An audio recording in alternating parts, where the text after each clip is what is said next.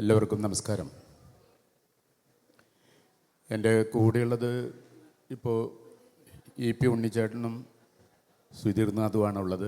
ഇവരെ രണ്ടുപേരെയും ഞാൻ കേരളത്തിന് പരിചയപ്പെടുത്തുന്നത് നിങ്ങൾക്ക് പരിചയപ്പെടുത്തുന്ന മഹാപരാധമായിരിക്കും. ഇനി വരാനുള്ളത് മാതൃഭൂമിയിലെ ചീഫ് സബ് എഡിറ്ററായിട്ടുള്ള K ഉണ്ണികൃഷ്ണനാണ്.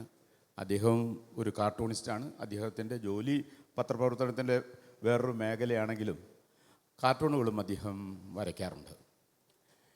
ഞാൻ ഈ വിഷയം ഇങ്ങനെ സജസ്റ്റ് ചെയ്തപ്പോൾ എനിക്ക് തോന്നി അത് ഇപ്പോഴത്തെ കാലത്ത് കാർട്ടൂണുകൾ നേരിടുന്ന ഒരു ആവിഷ്കാര പ്രതിസന്ധി ഉണ്ട്. ഇല്ല എന്ന് ഞാൻ പറയുന്നത് ശരിയായിരിക്കില്ല. അപ്പം ഞാൻ ആലോചിക്കുകയായിരുന്നു, ശങ്കർ അദ്ദേഹത്തിൻ്റെ ശങ്കേഴ്സ് വീക്കിൽ തുടങ്ങുമ്പോൾ പണ്ഡിറ്റ് ജവഹർലാൽ നെഹ്റുവാണ് അത് ഉദ്ഘാടനം ചെയ്തത്. അപ്പോൾ പണ്ഡിറ്റ്ജി ശങ്കറോട് പറഞ്ഞു, അതൊരു 3 അക്ഷരമുള്ളൊരു മഹത്തായിട്ടുള്ളൊരു വാചകമാണ്. ഡോണ്ട് സ്പെയർ മീ ശങ്കർ എന്നാണ്. ഡോണ്ട് സ്പെയർ മീ ശങ്കർ എന്നാണ് ആ വാചകം. 3 വാക്കുകളേ ഉള്ളൂ. അത് ഇന്ത്യയുടെ ഒരു പ്രധാനമന്ത്രി ആവിഷ്കാരത്തിന് വേണ്ടി ക്രിയേറ്റീവായിട്ടുള്ളൊരു വലിയ ഒരു സംഘത്തോട് ചെയ്ത ഏറ്റവും ജനാധിപത്യപരമായിട്ടുള്ള ഒരു പ്രഖ്യാപനമായിരുന്നു. അതാണ് ഡോണ്ട് സ്പെയർ മീ ശങ്കർ എന്ന് പറയുന്നത്. ആ കാലഘട്ടത്തിൽ നിന്ന് നമ്മൾ ഇവിടേക്ക് എത്തുമ്പോഴേക്കും കാർട്ടൂൺ മാത്രമല്ല, ജീവിതത്തിൻ്റെ മറ്റു പല ആവിഷ്കാര മേഖലകളിൽ പോലും നമുക്ക് വലിയ സ്വാതന്ത്ര്യത്തോടു കൂടി നമുക്ക് ചെയ്യാനാവുന്നില്ല എന്നൊരു നിസ്സഹായത നമുക്കെല്ലായിടത്തും ഇപ്പോഴുണ്ട്. ഞാൻ ആലോചിക്കുകയായിരുന്നു, NV കൃഷ്ണവാര്യരും ഏതാണ്ട് ഇതേ കാലത്തൊക്കെ തന്നെ കവിത എഴുതി തുടങ്ങിയ ആളാണ്. അദ്ദേഹം ഗാന്ധിയെക്കുറിച്ചുള്ള അദ്ദേഹത്തിൻ്റെ കവിത തുടങ്ങുന്നത് തന്നെ അരി വാങ്ങുവാൻ ക്യൂവിൽ തിക്കി നിൽക്കുന്നു ഗാന്ധി, അരികെ കൂറ്റൻ കാറിലേറി നീങ്ങുന്നു ഗോഡ്സെ എന്നാണ്. അരി വാങ്ങുവാൻ ക്യൂവിൽ തിക്കി നിൽക്കുന്നു ഗാന്ധി, അരികെ കൂറ്റൻ കാറിലേറി നീങ്ങുന്നു ഗോഡ്സെ എന്നാണ്. അതിൻ്റെ മറ്റൊരു മഹത്തായ ചിത്രം ഈ കഴിഞ്ഞ ദിവസം അത് വരയ്ക്കുകയും വന്നാൽ അത് പത്രത്തിൽ പ്രസിദ്ധപ്പെടുത്താൻ പറ്റാതിരിക്കുകയും ചെയ്ത ഒരു ദുസ്സഹമായ നിമിഷത്തെക്കുറിച്ച് ഒരു ഉറുദു കാർട്ടൂണിസ്റ്റ് അതിനെക്കുറിച്ചിട്ട് എഴുതുകയുണ്ടായി. അദ്ദേഹം പറഞ്ഞതെന്ന് വെച്ചാൽ, പാർലമെൻറ്റ് മന്ദിരത്തിൻ്റെ ഇപ്പുറത്ത് ഒരു ഇരയും അപ്പുറത്ത് ഒരു വേട്ടക്കാരനുമുണ്ട്. ഇന്ത്യൻ ജനാധിപത്യത്തിൻ്റെ എന്നല്ല, ലോക ജനാധിപത്യത്തിൻ്റെ ചരിത്രത്തിലൊന്നും അങ്ങനെ ഇരയും വേട്ടക്കാരനും പാർലമെൻറ്റിൽ മുഖാമുഖം നോക്കിയിരിക്കുന്ന ഒരു ചരിത്രം നമ്മൾ കണ്ടിട്ടില്ല. അപ്പോൾ കാർട്ടൂണിസ്റ്റ് എഴുതിയത്, ഞാൻ അധികകാലമൊന്നും ഇവിടെ ഉണ്ടാവില്ല എന്ന് ഗാന്ധി സവർക്കറോട് പറയുന്നതായിട്ടാണത് എഴുതിയിരിക്കുന്നത്. ഞാൻ ഇവിടെ അധികകാലമൊന്നും ഉണ്ടാവില്ല, താങ്കൾക്കിവിടെ സുഖമായി കഴിയാം എന്ന മട്ടിലാണ് അതിൻ്റെ ഒരു വരി എഴുതിയത്. പക്ഷേ ആ കാർട്ടൂണിസ്റ്റിനത് പ്രസിദ്ധപ്പെടുത്താൻ അദ്ദേഹത്തിനത് സാധിച്ചില്ല. അപ്പോൾ നമ്മളിന്ന് കാണുന്ന ഈ ഏറ്റവും നിർദോഷവും അതേസമയം തന്നെ ഏറ്റവും ശക്തവുമായിട്ടുള്ള ഒരു വലിയ പത്രപ്രവർത്തന രംഗത്തിലൊരു വലിയ ഒരു ക്രിയേറ്റീവായിട്ടുള്ള ഒരു രൂപത്തിൻ്റെ ഒരു വലിയ നിസ്സഹായത, പ്രതിഷേധങ്ങൾ, പലപ്പോഴും നമുക്കൊക്കെ ആവിഷ്കരിക്കാൻ പറ്റുന്ന കാര്യങ്ങൾ പ്രസിദ്ധീകരിക്കാൻ പറ്റാത്ത കാര്യങ്ങളായിട്ട് മാറുന്നത് ഒക്കെ നിരന്തരമായിട്ട് നമ്മൾ ഇന്ന് കണ്ടുകൊണ്ടിരിക്കുകയാണ്. ഈ കാലങ്ങളൊക്കെ കഴിഞ്ഞ് 2015 ആകുമ്പോഴേക്കും കാർട്ടൂൺ ഒരു സറ്റേറിക്കൽ വീക്കിലി നടത്തുന്ന ഒരു മാസികയെപ്പോലും നമ്മുടെ ആളുകൾ, ഇന്നത്തെ ആളുകൾ അവരെ വെടിവെച്ചു കൊന്ന ചരിത്രവും നമ്മൾ വായിച്ചറിഞ്ഞതാണ്. കാരണം ലോകത്തിൽ എനിക്ക് തോന്നുന്നു കാർട്ടൂണിനെപ്പോലെ ഒരേ സമയം പലവിധ ധർമ്മങ്ങൾ നിറവേറ്റുന്ന ഒരു മാധ്യമമില്ല എന്നാണ് എൻ്റെ അഭിപ്രായം. കാർട്ടൂൺ ചിരിപ്പിക്കുക മാത്രമല്ല ചെയ്യുന്നത്, കാർട്ടൂൺ നിങ്ങളെ പലതും ഓർമ്മിപ്പിക്കുന്നുണ്ട്, നിങ്ങളെ പരിഹസിക്കുന്നുണ്ട്, ആത്മപരിഹാസത്തിന് വിധേയമാകുന്നുണ്ട്. അങ്ങനെ അത് ഒരുപാട് മേഖലകളിലേക്ക് അത് സഞ്ചരിക്കുന്നുണ്ട്. ചിലപ്പോൾ അതിൻ്റെ സ്വരം വളരെ ആഴമുള്ളതായിട്ട് തോന്നും. ഇപ്പോൾ OV വിജയൻ്റെ ഒരു കാർട്ടൂൺ, അദ്ദേഹം ഇന്ദിരാഗാന്ധി മരിച്ചപ്പോൾ പെട്ടെന്ന് ഓർമ്മ വരികയാണ്. ഇന്ദിരാഗാന്ധി മരിച്ചപ്പോൾ ഒരു കുറ്റിപ്പെൻസിൽ, ആ ചിത്രത്തിലൊരു കുറ്റിപ്പെൻസിൽ പറയുന്ന ആ കുറ്റിപ്പെൻസിലിൻ്റെ ആത്മകഥമാണ്. ആ കുറ്റിപ്പെൻസിലിൻ്റെ ആത്മകഥയാണ്. ആ ആത്മകഥത്തിൽ കുറ്റിപ്പെൻസിൽ പറയുന്നുണ്ട്, ആദ്യം ഞാൻ മിത്രമായും പിന്നീട് ഞാൻ ശത്രുവായും കണ്ട ആ ഓർമ്മയ്ക്ക് നന്ദി എന്ന് പറഞ്ഞിട്ടാണ് ഇന്ദിരാഗാന്ധിയുടെ മരണത്തെ അത് ആവിഷ്കരിച്ചത്. അപ്പോൾ അത്രമാത്രം ആഴമുള്ളതായിരുന്നു വിജയൻ്റെ ഒരു ദർശനം. അത് കഴിഞ്ഞ് നമ്മൾ ഒരു നടൻ മരിച്ചപ്പോൾ, തിലകൻ മരിച്ചപ്പോൾ താഴെ ഭൂമിയിൽ എല്ലാ നടന്മാരും ചേർന്ന് കെട്ടിപ്പിടിച്ച് കരയാണ്. അപ്പോൾ തിലകൻ്റെ ആത്മാവ് മുകളിൽ നിന്നിട്ട് പറയുന്നുണ്ട് ഉവ്വ ഉവ്വ എന്ന 2 വാക്കുകൾ. അത് പരിഹാസത്തിൻ്റെ, അതിശക്തമായ പരിഹാസത്തിൻ്റെ അങ്ങേയറ്റമാണ്. അപ്പോൾ ഇത് രണ്ടും കാർട്ടൂൺ ആവിഷ്കരിക്കാൻ കഴിയുമെന്നാണ് എൻ്റെ ഒരു അനുഭവം. അപ്പോൾ ഈ കാർട്ടൂണിനെ കുറിച്ച്, അതിൻ്റെ സാമൂഹ്യ ദൗത്യത്തെക്കുറിച്ച്, അത് ഉണ്ടാക്കുന്ന ഒരു പരിമിതികളില്ലാത്ത ഒരു പൊതു സമൂഹത്തിന് നൽകുന്ന അതിൻ്റെ ഒരു ഡോസ് എത്രമാത്രം വേണം, അത് സമൂഹത്തിന് എത്രമാത്രം അത് സമൂഹത്തെ അത് ചികിത്സിക്കുന്നു, സമൂഹത്തെ എത്രമാത്രം അത് ഉത്തേജിപ്പിക്കുന്നു, എത്രമാത്രം അത് നമ്മുടെ വർത്തമാനകാലത്തെ ആവിഷ്കരിക്കുന്നു തുടങ്ങിയ കാര്യങ്ങളാണ് നമ്മളിവിടെ ചർച്ച ചെയ്യുന്നത്. ഇത് ആദ്യമായിട്ട് ഞാൻ സംസാരിക്കാൻ ക്ഷണിക്കുന്നത് നമ്മുടെ EP ഉണ്ണിയെയാണ്. ഉണ്ണിച്ചേട്ടൻ അദ്ദേഹം ഹിന്ദുവിൽ നിന്നും തുടങ്ങി അനേകം പത്രങ്ങളിലൂടെ വന്ന് ഗ്രാഫിക് നോവലിലൂടെ കയറി ഇപ്പോഴും സജീവമായിട്ട് ഇന്ത്യൻ സമൂഹത്തെ, ഇന്ത്യൻ രാഷ്ട്രീയത്തെ വളരെ കൃത്യമായി വർത്തമാനകാലത്ത് നോക്കുന്ന ഒരാളാണ് അദ്ദേഹം. അപ്പോൾ അദ്ദേഹം ഇവിടെ നിങ്ങളോട് സംസാരിക്കുന്നു. നമസ്കാരം. താങ്കൾ പറഞ്ഞതുപോലെ കാർട്ടൂണിനെ കുറിച്ചുള്ള ഭയം, കാർട്ടൂണിൻ്റെ ഈ വിപുലമായ സാധ്യതകളെക്കുറിച്ചുള്ള ഭയമാണ് പലപ്പോഴും ഈ അധികാരികൾക്കുള്ള ഭയം. ഇത് വെറൊരു തമാശയോ വെറൊരു ബലിതോ ആണെങ്കിൽ അതവർ ആ രീതിയിൽ കൈകാര്യം ചെയ്യും. ഇതെങ്ങനെ, ഏത് നിലയ്ക്ക് കാർട്ടൂൺ അതിജീവിക്കും, കാർട്ടൂൺ എങ്ങനെ നിലനിൽക്കും എന്നുള്ളതിനെക്കുറിച്ച് സാമാന്യം നല്ല ബോധം അധികാരികൾക്കുണ്ട്. അപ്പം നിങ്ങളിപ്പോൾ കാർട്ടൂണുകൾക്ക് അത്ര മോശം കാലമാണ് ഇത് എന്നൊന്നും ഞാൻ വിശ്വസിക്കുന്നില്ല. ഒന്നാമത് കാരണം കാർട്ടൂണിൻ്റെ ഒരു വലിയ ചരിത്രം നമ്മൾ നോക്കിയാൽ, കാർട്ടൂൺ സിനിമ പോലെ പടിഞ്ഞാട്ടിൽ നിന്ന് നമുക്ക് വന്നൊരു മാധ്യമമാണ്. നമ്മുടെ സ്വന്തം മാധ്യമരൂപമൊന്നും അല്ലത്. അതിൻ്റെ ഏറ്റവും സവിശേഷമായിട്ടുള്ള ഗുണം അതിൻ്റെ അതിജീവന ശക്തി തന്നെയാണ്. അത് തികച്ചും ഏലിയനായിട്ടുള്ള സ്ഥലങ്ങളിൽ ഇന്ത്യക്കൊരു ഏതെങ്കിലും തരത്തിലൊരു ഔപചാരിക ജനാധിപത്യമെങ്കിലും ഉണ്ടായിരുന്നു.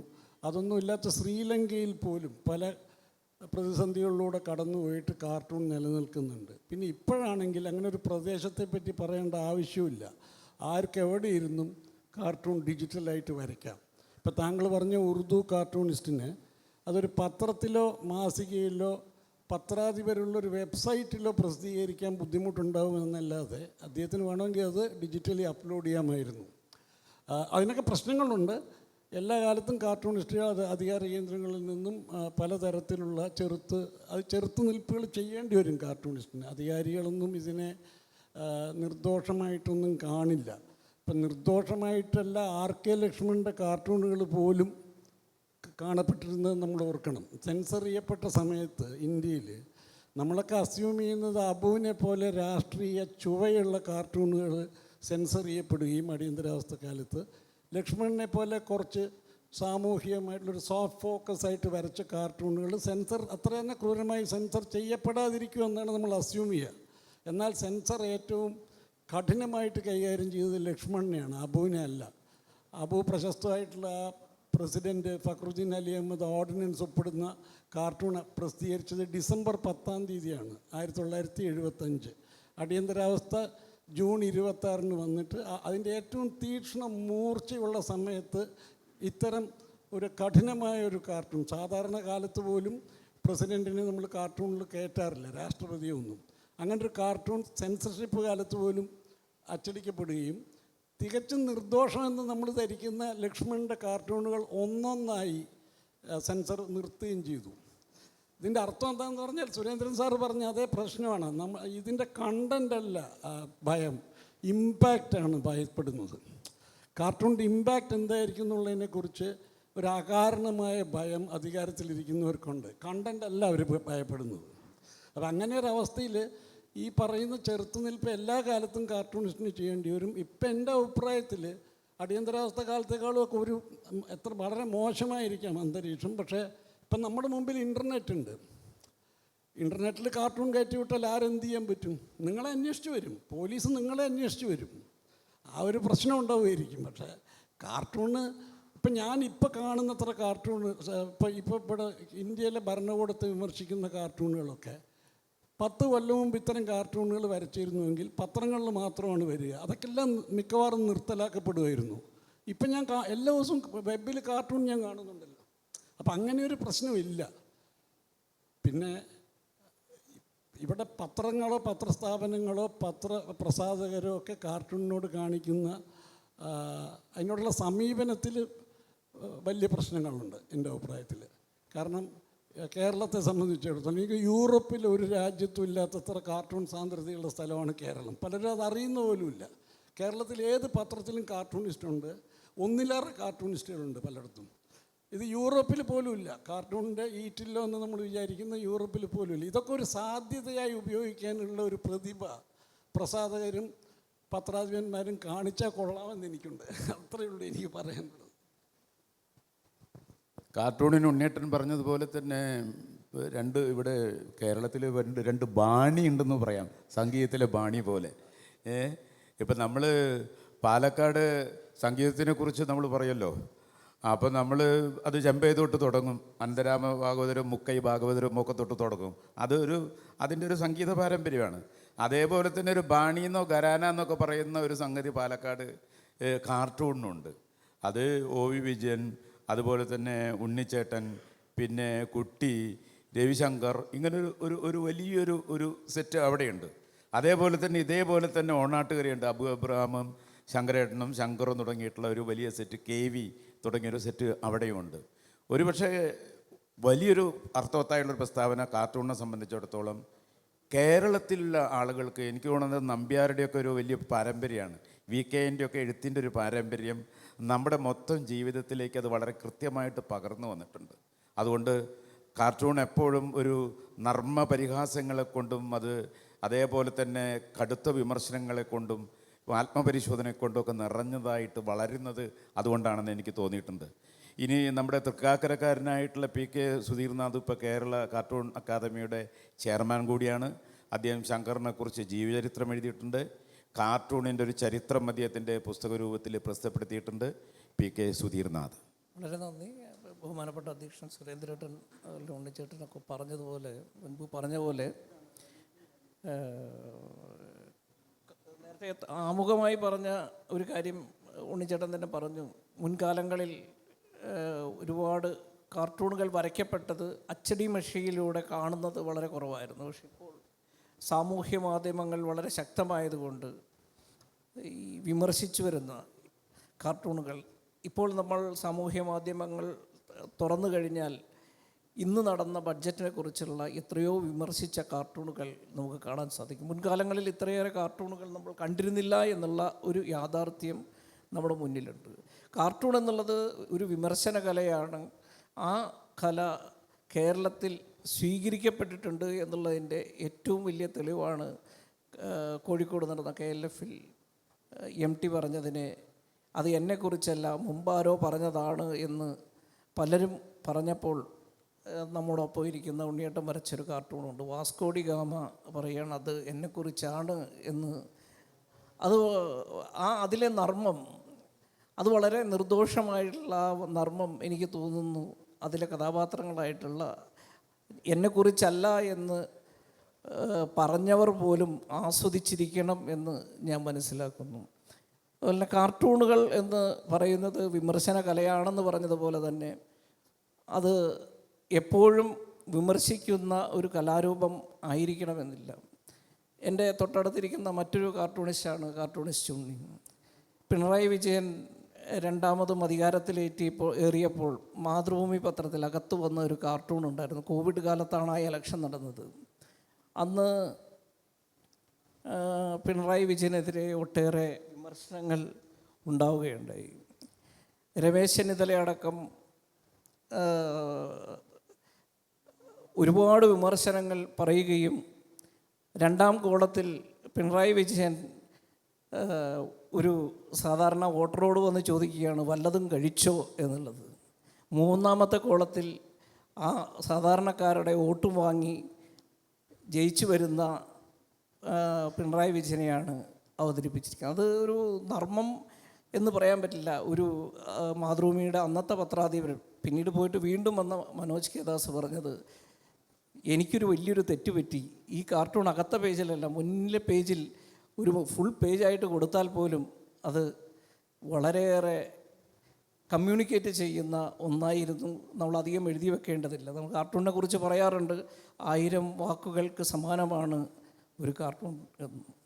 നേരത്തെ പറഞ്ഞ കാർട്ടൂണും വാസ്കോ ഡി ഗാമ പറഞ്ഞ കാർട്ടൂണും അദ്ദേഹം പറഞ്ഞല്ലോ ഇതെന്നെക്കുറിച്ചാണെന്ന് വാസ്കോ ഡി ഗാമ പറയുന്നതും വല്ലതും കഴിച്ചോ എന്ന് പിണറായി വിജയൻ പറയുന്ന ഈ 2 കാർട്ടൂണും ലക്ഷണമൊത്ത 1000 വാക്കുകൾക്ക് പകരം നിൽക്കുന്ന കാർട്ടൂൺ ആണ് എന്ന് തോന്നുന്നു.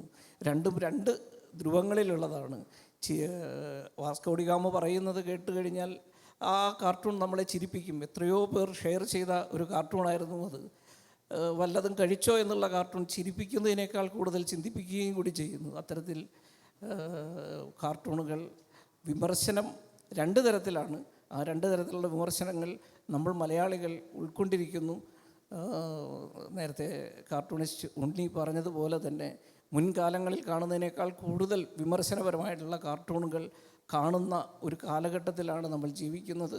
ഒട്ടേറെ പ്രശ്നങ്ങൾ അതുകൊണ്ട് കാർട്ടൂണിസ്റ്റുകൾക്കും മറ്റും ഉണ്ടാകുന്നുണ്ട്. അപ്രഖ്യാപിത അടിയന്തരാവസ്ഥയുടെ കാലത്താണ് നമ്മളൊക്കെ ജീവിക്കുന്നത് എന്ന് തുറന്ന് സമ്മതിക്കേണ്ടുന്ന ഒരു കാലത്തിൽ തന്നെയാണ് നമ്മൾ ജീവിക്കുന്നത് എന്ന് മാത്രമാണ് ആമുഖമായിട്ട് പറയുന്നത്. അടുത്തതായിട്ട് ഞാൻ കെ ഉണ്ണികൃഷ്ണൻ, മാതൃഭൂമിയുടെ ചീഫ് സബ് എഡിറ്റർ, ഇപ്പോൾ ചീഫ് റിപ്പോർട്ടറാണ് അദ്ദേഹം. ഞാൻ മാതൃഭൂമിയിലുള്ള സമയത്താണ് അദ്ദേഹം മാതൃഭൂമിയിൽ റിപ്പോർട്ടറായിട്ട് ജോയിൻ ചെയ്യുന്നത്. ഒരേ സമയം അദ്ദേഹം പത്രത്തിൻ്റെ മുഖ്യ ചുമതലകൾ, വാർത്തകൾ നോക്കുന്ന പോലെ തന്നെ അദ്ദേഹം മാതൃഭൂമിയുടെ എല്ലാ പ്രസിദ്ധീകരണങ്ങൾക്കും കാർട്ടൂൺ വരയ്ക്കാറുണ്ട്. തൃപ്പൂണിത്തുറ സ്വദേശിയാണ്. പ്രിയപ്പെട്ട ഉണ്ണി നമ്മുടെ കാർട്ടൂൺ അക്കാദമിയുടെ മുൻ ചെയർമാൻ കൂടിയാണ്. നമുക്ക് ഉണ്ണിയെ കേൾക്കാം.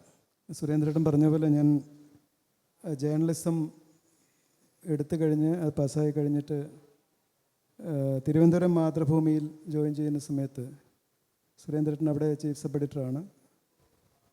അതിനുശേഷം ഞാൻ ലൈനറായിട്ട് കൊച്ചിയിൽ കുറേ കാലം ഉണ്ടായിരുന്നു. പിന്നെ പല കോഴിക്കോട്, അതുപോലെ എറണാകുളം,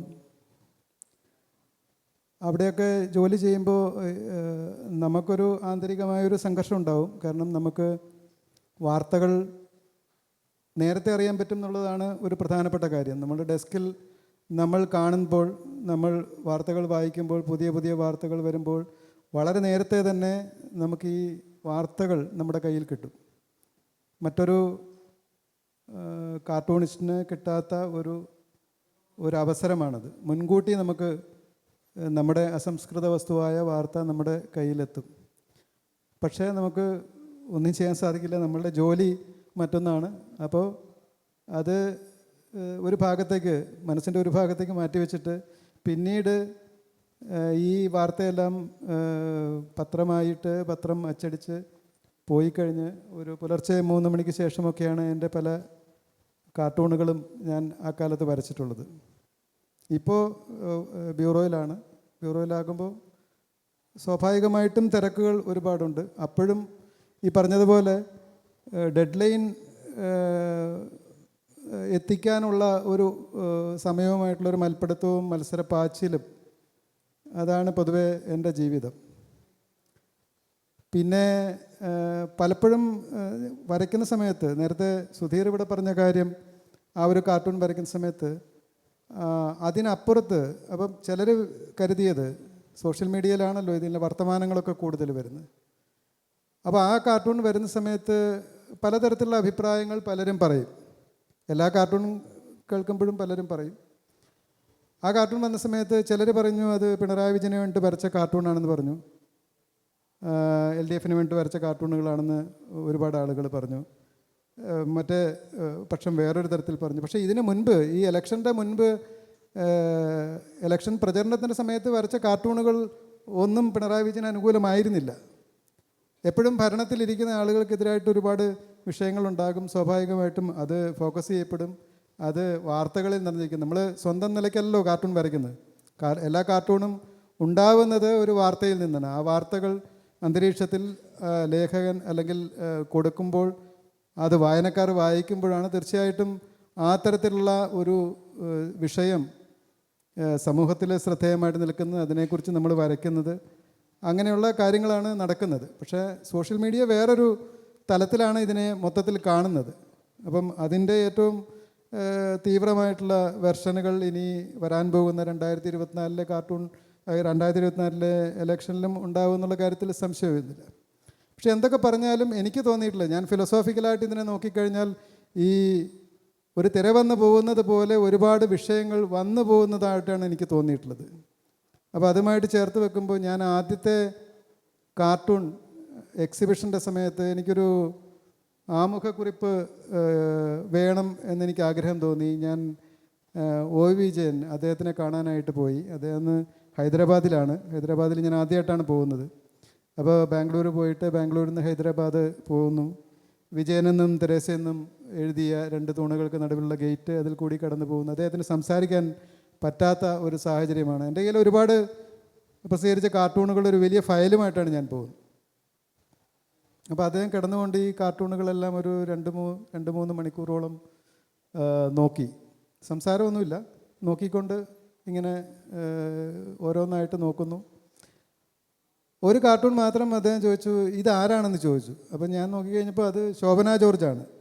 ഈ ശോഭന ജോർജ്, അപ്പം ശോഭന ജോർജിൻ്റെ ആ കാർട്ടൂൺ വന്നിട്ട് കുറച്ച് കാലമായി, ഒരു വ്യാജരേഖ എന്നൊക്കെ പറഞ്ഞിട്ടുള്ള വിഷയം. സത്യം പറഞ്ഞാൽ ഞാൻ നോക്കുമ്പോൾ ഈ കാർട്ടൂണിൻ്റെ വിഷയത്തെക്കുറിച്ച് ഒന്ന് വിശദീകരിക്കാൻ പോലും എനിക്ക് തന്നെ പറ്റുന്നില്ല, ഞാനാണ് വരച്ചതെങ്കിൽ പോലും. കാരണം ഇത് മറന്നുപോയി കഴിഞ്ഞു, കാർട്ടൂണിസ്റ്റ് തന്നെ മറന്നുപോയി കഴിഞ്ഞു. അപ്പോൾ ഇത്രയും പെട്ടെന്ന് ഒരു വാർത്തകളുടെയും സംഭവങ്ങളുടെയും ഒരു തിര വന്ന് ഇത് തള്ളിപ്പോവുകയാണ്, അടുത്ത തിരയിൽ വേറൊന്ന് മൂടിപ്പോവുകയാണ്. പലപ്പോഴും അങ്ങനെ എനിക്ക് തോന്നാറുണ്ട്. നമ്മൾ പഴയ കാർട്ടൂണുകളൊക്കെ മറിച്ച് നോക്കുമ്പോൾ ഇത് ആ കാലത്ത് ഉയർന്ന കയ്യടികളും ഇപ്പോൾ നമുക്കുണ്ടാകുന്ന ഒരു ശൂന്യതാബോധവും. അപ്പോൾ അത് കാർട്ടൂണിൻ്റെയും ജീവിതത്തിൻ്റെയും ഒരു പ്രത്യേകതയായിട്ട് എനിക്ക് തോന്നുന്നുണ്ട്. ഈ ക്ഷണപ്രഭാചഞ്ചലം എന്നൊക്കെ പറയുന്ന പോലെ ഇപ്പോൾ എങ്ങനെ ഒരു ഇലക്ഷനെ അവനവന് സ്വന്തം നിലയ്ക്ക് അവനവൻ്റെ അനുയുക്തമാക്കി അവന് അനുഗുണമാക്കി മാറ്റാമെന്നുള്ള പരീക്ഷണങ്ങൾ ഒരുപാട് നടക്കുന്നത് നമുക്ക് കഴിഞ്ഞ സംസ്ഥാന തെരഞ്ഞെടുപ്പുകളിൽ നമ്മൾ കണ്ടു. തോൽക്കുമെന്ന് വിചാരിച്ചിരുന്ന ആളുകൾ ജയിക്കുന്നു, അതുപോലെ ഉള്ള കാര്യങ്ങൾ നടക്കുന്നു. അപ്പോൾ അതൊരു മെക്കാനിസമാണ്. അങ്ങനത്തെ ഒരുപാട് കാര്യങ്ങൾ ഈ ചെറിയ ഓർമ്മ മാത്രമുള്ള ഒരു പൊതുസമൂഹത്തിന് മുന്നിൽ കാർട്ടൂണുകളും ഇങ്ങനെ ഒഴുകിപ്പോകുന്നു. പക്ഷേ നമ്മൾ വരച്ചുകൊണ്ടേയിരിക്കുന്നു. പുതിയ കാലങ്ങൾ വരുന്നു, പുതിയ പരീക്ഷണങ്ങൾ വരുന്നു, മാധ്യമങ്ങൾ വരുന്നു. അതനുസരിച്ച് നമ്മൾ പേപ്പറിൽ നിന്നും മറ്റ് മാധ്യമങ്ങളിലേക്ക് ഡിജിറ്റൽ ആയിട്ട് പോകുന്നു. അങ്ങനെയുള്ള കാര്യങ്ങൾ നമ്മൾ നിരന്തരം തുടർന്നുകൊണ്ടിരിക്കും. തീർച്ചയായിട്ടും അത് ഇനിയും പുതിയ മേഖലകളിലേക്ക് വളരും എന്ന് തന്നെയാണ് എൻ്റെ പ്രതീക്ഷ. ഞാൻ നമ്മുടെ മനോരമയുടെ കാർട്ടൂണിസ്റ്റായിട്ടുള്ള യേശുദാസൻ ഒരിക്കലും എന്നോടൊരു കഥ പറയുണ്ടായി. അദ്ദേഹം പറഞ്ഞതെന്ന് വെച്ചാൽ ഒരുപാട് സംഭവങ്ങളുള്ള ദിവസം നമുക്ക് എഡിറ്റോറിയൽ കാർട്ടൂണിൻ്റെ കാര്യമാണ്. പത്രാധിപന്മാർ വളരെ കൃത്യമായിട്ട് ഇന്ന വിഷയം നമുക്ക് അധികരിച്ച് കാർട്ടൂൺ ചെയ്താൽ നന്നായിരിക്കുമെന്നൊക്കെ പറയാറുണ്ട്. ചില ഡൾ ഡേകളുണ്ടാവും. അതാണ് യഥാർത്ഥത്തിൽ വലിയ കാര്യമായിട്ടുള്ള വാർത്തകളൊന്നും ഇല്ലാത്ത ദിവസം. അപ്പോൾ അതൊരു വലിയൊരു ചലഞ്ചാണ് കാർട്ടൂണിസ്റ്റുകൾക്ക്. അപ്പോൾ അങ്ങനെ ഒരു ദിവസം യേശുദാസ് പറഞ്ഞത്, അങ്ങനെ ഒരു ദിവസം ഞാൻ ഇരിക്കുമ്പോഴാണ് AK ആൻ്റണിയുടെ ഒരു പ്രസ്താവന. അത് ഉള്ളിലാണ്, പേജിൻ്റെ ഉള്ളിലാണ്. EMSനെ ഞങ്ങൾ പുതിയ വീക്ഷണത്തിൽ കാണുന്നതാണ് അതിൻ്റെ ഹെഡ്ലൈൻ. EMSനെ ഞങ്ങൾ പുതിയ വീക്ഷണത്തിൽ കാണും. ഇതാണ് സംഭവം. അപ്പോൾ പെട്ടെന്നൊരു സ്പാർക്ക് കിട്ടി അതിൻ്റെ ഉള്ളിൽ നിന്ന്. യേശുദാസ് പറഞ്ഞു, എനിക്ക് പെട്ടെന്നൊരു സ്പാർക്ക് കിട്ടി. എനിക്ക് ആ സ്പാർക്ക് കിട്ടിയ ഉടനെ തന്നെ ഞാൻ വരയ്ക്കാൻ തുടങ്ങി. അപ്പോൾ EMS ഒരു സ്ഥലത്ത് ഇരിക്കുന്നു. ഈ ആൻ്റണി വലിയൊരു ലെൻസ് കൊണ്ടുവന്ന് EMSനെ ഇങ്ങനെ നോക്കുകയാണ്. വലിയൊരു ലെൻസ് കൊണ്ടുവന്ന് അതിലൂടെ നോക്കുകയാണ്. അപ്പോൾ EMS ഇരിക്കുന്നതിൻ്റെ തൊട്ടുള്ളിലൊരു മരമുണ്ട്. ഈ മരത്തിന്മേലൊരു ശീർഷാസനത്തിൽ നിന്നിട്ട് കരുണാകരൻ EMSനെ നോക്കുകയാണ്. അപ്പോൾ രമേശ് ചെന്നിത്തല നമ്മുടെ ഒരു കൂമൻ്റെ പോലെ 2 കണ്ണുകൾ മാത്രമായിട്ട് അദ്ദേഹത്തിനെ തുറച്ചു നോക്കുകയാണ്. ഇങ്ങനെ ഒരു നിമിഷം കൊണ്ട്, ഒരു അരമണിക്കൂർ കൊണ്ട് ഈ കാർട്ടൂൺ തയ്യാറായി.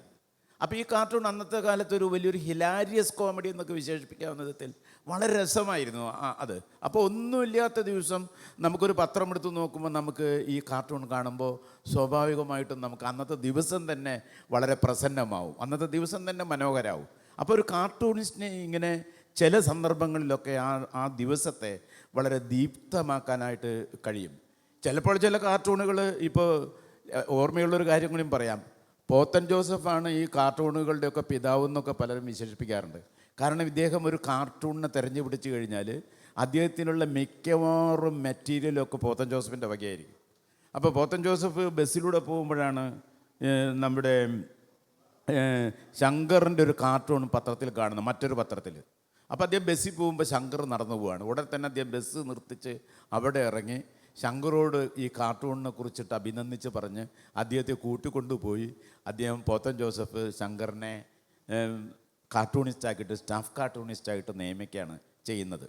അപ്പോൾ പിന്നീട് ശങ്കറിന് അതുപോലെ തന്നെ പോത്തൻ ജോസഫിന് തന്നുള്ളൊരു ദ്വയം അവിടെ രൂപപ്പെട്ടു. ഒരുപക്ഷെ എനിക്ക് തോന്നുന്നു ആ പോത്തൻ ജോസഫിൻ്റെ ജീവിതത്തിലും അത് വളരെ ബെനിഫിറ്റായിട്ടുണ്ടാവും എന്നെനിക്ക് തോന്നാറുണ്ട്. കാരണം പക്ഷേ ആ പത്രം വായിച്ചതിന് ശേഷം നെഹ്റു എപ്പോഴും പറയും, ശങ്കറും ജോസഫും കൂടിയപ്പോൾ എനിക്ക് ചിരിക്കാനും ചിന്തിക്കാനും 2 വഴികൾ തെളിഞ്ഞു എന്ന് പറഞ്ഞു. എന്ന് വെച്ചാൽ പോത്തൻ ജോസഫിൻ്റെ over the cup of tea അക്കാലത്തുണ്ടായിട്ടുള്ള ഏറ്റവും നല്ല കോളം ആയിരുന്നു. ശങ്കറിൻ്റെ കാർട്ടൂണും കൂടി ചേർന്നപ്പോൾ ആ പത്രം തൻ്റെ ജീവിതത്തിനെ തന്നെ വളരെ മനോഹരമാക്കി തീർത്തു എന്ന് നെഹ്റുജി പറഞ്ഞതായിട്ട് ശങ്കർജി ഒരിക്കൽ എഴുതിയിട്ടുണ്ട്. ശങ്കർ നെഹ്റുവുമായിട്ട് ഏറ്റവും ആത്മബന്ധം പുലർത്തിയിരുന്ന ഒരാളായിരുന്നു. അപ്പോൾ ആ രീതിയിലും ഒരു എഡിറ്റോറിയൽ കാർട്ടൂണിൽ ഒരു എഡിറ്റോറിയൽ സപ്പോർട്ട് കൂടി ഉണ്ടാകുമ്പോൾ അത് ചിലപ്പോൾ ഗുണകരമാവും. അതേസമയം തന്നെ ഗോപികൃഷ്ണൻ മാതൃഭൂമിയിൽ ലാവലിൻ വന്നപ്പോൾ ലാവലിൻ ബൂമറാങ് ചെയ്യുന്ന, പിണറായി വിജയന് ബൂമറാങ് ചെയ്യുന്ന ഒരു കാർട്ടൂൺ വരച്ച് വലിയ വിമർശനം ഉണ്ടായി. അപ്പോൾ ഈ ബൂമറാങ് എൻ്റെ ചിത്രം വരയ്ക്കുന്നത് ലാവലിൽ നിന്നുള്ള ഇംഗ്ലീഷ് അക്ഷരത്തിലാണ് ഈ ബൂമറാങ് വന്നിട്ട് വിജയൻ്റെ അടുത്തേക്ക് തന്നെ വരുന്നത്. അപ്പോൾ അങ്ങനെയാണത് ആവിഷ്കരിച്ചത്. അത് വലിയ വിമർശനം ആ സമയത്ത് ഉണ്ടാക്കി. അപ്പം അന്ന് ഞങ്ങൾക്കൊന്നും ഒക്കെ നിരന്തരമായിട്ടുള്ള കോളുകളും വിമർശനങ്ങളൊക്കെ ഉണ്ടായി. ഇന്നിപ്പോൾ സോഷ്യൽ മീഡിയയുടെ കാലത്ത് ഒരേ സമയം കാർട്ടൂണുകൾക്ക് സംബന്ധിച്ചിടത്തോളം ഇപ്പം നമ്മുടെ സോഷ്യൽ മീഡിയയിലുള്ള നമ്മുടെ എഴുത്തിൻ്റെ രീതിയും സമീപനത്തിൻ്റെ രീതിയൊക്കെ നമ്മുടെ മാറി. മതത്തിൻ്റെ പേരിലുള്ള വിഭജനങ്ങൾ, രാഷ്ട്രീയത്തിൻ്റെ പേരിലുള്ള വിഭജനങ്ങൾ ഒക്കെ വളരെ വ്യക്തമായിട്ടും നമ്മൾ നോക്കുമ്പോൾ പ്രകടമായിട്ടും ഒക്കെ നമ്മുടെ മൊത്തം മീഡിയയിൽ നിറഞ്ഞു നിൽക്കുന്ന ഒരു കാലമാണ്. പക്ഷേ അതേസമയം തന്നെ നമ്മുടെ പോയൊരു കാലത്തെ ഈ കാർട്ടൂൺ എന്ന് പറയുന്ന ഇത് ഒരു ആർട്ട് ഫോം എന്നുള്ള നിലയ്ക്കും ഒരു എഡിറ്റോറിയലിലെ ഏറ്റവും വളരെ പ്രധാനപ്പെട്ട ഒരു ഭാഗം എന്നുള്ള നിലയ്ക്കും അതിൻ്റെ ധർമ്മം എല്ലാ കാലത്തും നിറവേറ്റിയിട്ടുള്ളൊരു മേഖലയാണ്. അതേക്കുറിച്ച് എന്നേക്കാളൊക്കെ വളരെ കൂടുതലായിട്ടുള്ള അനുഭവങ്ങൾ ഉണ്ണിച്ചേട്ടന് പങ്കുവയ്ക്കാനുണ്ടാവും. ഇതിൻ്റെ താങ്കൾ പറഞ്ഞ ഒരു നല്ല കാലമാണ്. കാരണം പത്രത്തിൽ മാത്രം ഏറിയ കൂടും കാർട്ടൂൺ ഉണ്ടായിരുന്ന കാലത്താണ് വാർത്തകൾക്ക് നമ്മളിപ്പോൾ ഉദ്ദേശിച്ച പോലെ ഒരു good news day, bad news day, നല്ല വാർത്തകൾ, എക്സൈറ്റിംഗ് വാർത്തകളുള്ളൊരു ദിവസം, ഡള്ളായിട്ടുള്ള വാർത്തകൾ മാത്രമുള്ളൊരു ദിവസം, അങ്ങനെയുള്ള വാർത്തകളൊന്നും ഇപ്പം ഇല്ല. വാർത്തകളുടെ ഇടയ്ക്ക് ഉണ്ടായിരുന്ന ഒരു ശ്രേണീക്രമം താറുമാറായി. ഇപ്പോൾ ഏത് വാർത്തയാണ് പ്രധാന വാർത്തയാവുക, ഏത് വാർത്തയാണ് അത്യാവശ്യം സത്യമെങ്കിലും ഉള്ളൊരു വാർത്തയാവുക എന്ന് കണ്ടുപിടിക്കലാണ് ഒരു കാർട്ടൂണിസ്റ്റിൻ്റെ ഒരു ദിവസത്തെ ഏറ്റവും വലിയ ദൗത്യം. രാവിലെ ഉച്ചയൊക്കെ ആകുമ്പോൾ പൊന്തി വരുന്നൊരു വാർത്ത ചിലപ്പോൾ വൈകുന്നേരം ആകുമ്പോഴത്തേക്കും ഫേക്ക് ന്യൂസാണെന്ന് നമ്മൾ മനസ്സിലാവും. അതുപോലെ അപ്പോൾ വാർത്തയുടെ സത്യാവസ്ഥയെക്കുറിച്ചൊരു ബോധ്യം ഉണ്ടായി വരുമ്പോൾ തന്നെ 3-4 മണിയായി കിട്ടും രാവിലെ ആകുമ്പോൾ. അപ്പോൾ പിന്നെ എക്സൈറ്റിംഗ് ന്യൂസ് എന്നൊക്കെ പറഞ്ഞാൽ വളരെ പ്രകടമായ രീതിയിലുള്ള ഇപ്പോൾ ഒരു തെരഞ്ഞെടുപ്പ് ഫലം മാറിപ്പോവുകയോ യുദ്ധപ്രഖ്യാപനം അങ്ങനെയുള്ള ഒരു തീവ്ര വാർത്താ സാഹചര്യങ്ങൾ മാറ്റിവെച്ചാൽ സാധാരണ എല്ലാ ദിവസവും ഏതാണ്ട് ഒരേപോലെ തന്നെ റാൻഡമാണ് കാർട്ടൂണിസ്റ്റിന് മുമ്പിൽ ഇപ്പോൾ ഉള്ളത്. പ്രത്യേകിച്ച് സാറ്റലൈറ്റ് ടെലിവിഷനാണ് ഇപ്പോൾ വാർത്ത ബ്രേക്ക് ചെയ്യുന്നത്. ഇന്ന് രാവിലെ കണ്ട പത്രത്തിലെ വാർത്ത ബേസ് ചെയ്ത് ഞാൻ കാർട്ടൂൺ വരച്ചാൽ നാളെ രാവിലെ എൻ്റെ പത്രത്തിൻ്റെ കൂടെ അത് ആസ്വദിക്കപ്പെടുമെന്നുള്ളൊരു ഉറപ്പ് എനിക്കുണ്ടായിരുന്നു. കാരണം ആ ഒരു 24 മണിക്കൂറിൻ്റെ ഗ്യാപ്പ് വായനക്കാരൻ്റെ മനസ്സിൽ വലിയ ചാഞ്ചാട്ടമൊന്നുമില്ലാതെ വാർത്തയുടെ കാര്യത്തിൽ നിലനിൽക്കുമെന്നുള്ളൊരു ഉറപ്പുണ്ടായിരുന്നു. ഇപ്പം അതില്ലാതായിട്ട് ഏതാണ്ട് 20-25 കൊല്ലമായി. സാറ്റലൈറ്റ് TV വാർത്ത ബ്രേക്ക് ചെയ്തുകൊണ്ടേ ഇരിക്കുമ്പോൾ അത് വൈകുന്നേരം 7 മണിക്കോ 8 മണിക്കോ രാത്രി 10 മണിക്കോ ഇപ്പോഴാണെങ്കിൽ നമ്മുടെ ഡിവൈസിൽ ഈ മൊബൈൽ ഫോണിൽ ഏത് നേരത്തും ന്യൂസ് ബ്രേക്കുകൾ ആൾക്കാർ കണ്ടുകൊണ്ടിരിക്കുകയും, അപ്പോൾ അത്തരം ഒരാളാണ് എൻ്റെ വായനക്കാരിയോ വായനക്കാരനോ രാവിലെ. അപ്പോൾ അവരെ സംബന്ധിച്ചിടത്തോളം ഏതാണ് ഡൾ ന്യൂസ്, ഏതാണ് എക്സൈറ്റിംഗ് ന്യൂസ് എന്ന് നമുക്കറിയില്ല. പിന്നെ 2 താല്പര്യങ്ങളുണ്ടായിട്ട് കൂടെ താല്പര്യങ്ങളെ ചുറ്റി ഉണ്ടാകുന്ന വലിയ വായനാ സമൂഹങ്ങളിൽ നിന്നുണ്ട്. അതപ്പോൾ സ്പോർട്സ് പണ്ടുണ്ടായിരുന്നല്ലോ, ക്രിക്കറ്റ് ലവേഴ്സ് എന്ന് പറഞ്ഞാൽ ഒരുപാട് പേര് ക്രിക്കറ്റ് ഇഷ്ടപ്പെടുന്നവരാണെന്ന് നമുക്ക് ഉറപ്പാണ്. പിന്നെ നമ്മുടെ വായനക്കാരിൽ ഒരുപാട് പേര് ഷേക്സ്പിയർ വായിച്ചിട്ടുണ്ടാവും, അല്ലെങ്കിൽ ഷേക്സ്പിയറിയനായിട്ടുള്ള ഒരു മെറ്റഫർ ഉപയോഗിച്ച് അവർക്ക് മനസ്സിലാവും. സഞ്ജയൻ്റെ ഒരു പഴയ തമാശ ഓർത്ത് പറഞ്ഞാൽ, കുമാരനാശാൻ്റെ ഒരു കവിതാശകലം പറഞ്ഞാൽ മനസ്സിലാവും. ഇത്തരം അസംഷൻസ് ഒക്കെ ഇപ്പം മാറി. കാരണം ഇപ്പോൾ ഗോൾഫ് ഇഷ്ടപ്പെടുന്ന കുറേ പേരുണ്ടാകാം, സ്വിമ്മിങ് മാത്രം ഇഷ്ടപ്പെടുന്ന കുറേ പിള്ളേരുണ്ടാകാം. ഇങ്ങനെയുള്ള ഈ വളരെ ഡിഫറൻഷിയേറ്റഡ് ആയിട്ടുള്ള ടേസ്റ്റുള്ള അതിശക്തവും സാമാന്യം ബൃഹത്തുമായിട്ടുള്ള വായനാ സമൂഹങ്ങൾ നമ്മുടെ മുമ്പിലുണ്ട്. ഇപ്പോൾ തന്നെ പത്രങ്ങളുടെ സർക്കുലേഷൻ അറിയില്ല. സുരേന്ദ്രൻ ചേട്ടനൊക്കെ മാതൃഭൂമി ചേരുന്ന കാലത്ത് മൊത്തം 3 ലക്ഷമൊക്കെ പത്രം വിറ്റിരുന്ന സമയത്ത് ഇപ്പോൾ വിൽക്കുന്നത് 15 ലക്ഷമൊക്കെയാണ്. 100% സാക്ഷരതയുള്ളൊരു കേരളമാണ്. കേരളത്തിൻ്റെ അകത്ത് പല തരത്തിലുള്ള ഗ്ലോബൽ ആക്ടിവിറ്റിയും കേരളത്തിൻ്റെ അകത്തുണ്ട്, ആക്സസും ഉണ്ട്. അപ്പോൾ അങ്ങനെ ഒരു ഏതാണ് ഡൾ ഓർ ഏതാണ് എക്സൈറ്റിംഗ്, ഏതാണ് എൻ്റെ വായനക്കാരിയുടെ മനസ്സിലെ ടോപ്പ് ഓഫ് ദ ന്യൂസ് എന്ന് എനിക്ക് കണ്ടുപിടിക്കുന്നത് ഇപ്പോൾ പ്യുവർ ഗസ് വർക്കാണ്. ഒരു ഇതുമില്ല. അതാണ് ഒരു പ്രധാന പ്രശ്നം ഇപ്പോൾ. രണ്ടാമത്തെ പ്രശ്നം, അതുകൊണ്ടാണ് കേരളത്തിലെ കാർട്ടൂണിസ്റ്റുകൾ ഒരർത്ഥത്തിൽ ഭാഗ്യവാന്മാരാണ്. മിക്കവാറും കേരള രാഷ്ട്രീയത്തിൻ്റെ പുറത്തേക്ക് അവർ പോകുന്നില്ല ഇപ്പോൾ. കാരണം അതാണ് സേഫ്. പണ്ടാണെങ്കിൽ മാതൃഭൂമി തന്നെ ഗഫൂർ വരയ്ക്കുന്നതിൻ്റെ ഒപ്പം തന്നെ OV വിജയൻ ദേശീയ രാഷ്ട്രീയത്തെക്കുറിച്ച് വരയ്ക്കുമായിരുന്നു. ഇപ്പം അങ്ങനത്തെ ഒരു സാധനം ഇപ്പോൾ ചെയ്യാൻ ആരും മെനക്കെടാറില്ല. അത്ര പ്രധാനപ്പെട്ടൊരു ദേശീയ വാർത്ത വരുമ്പോഴേ വരയ്ക്കാറുള്ളൂ. അതിന് കാരണം ഇതാണ്. ഇപ്പോൾ കേരളത്തിൽ നടക്കുന്ന ഒരു രാവിലെ മുതൽ നടക്കുന്ന ഒരു സംവാദം, മിക്കവാറും ഒരാൾ പ്രസ്താവന ഇറക്കുക, അതിന് മറുപ്രസ്താവന ഇറക്കുക, ഇത് ഇവിടുത്തെ വാർത്താമാധ്യമങ്ങൾ മൂപ്പിച്ചെടുക്കും ദിവസത്തിൻ്റെ അകത്ത്. അതിനെക്കുറിച്ചാണ് മിക്കവാറും കാർട്ടൂണിസ്റ്റുകൾ വരയ്ക്കുന്നത്. അതൊരു തരത്തിൽ ഒരു സാധ്യതയാണ്.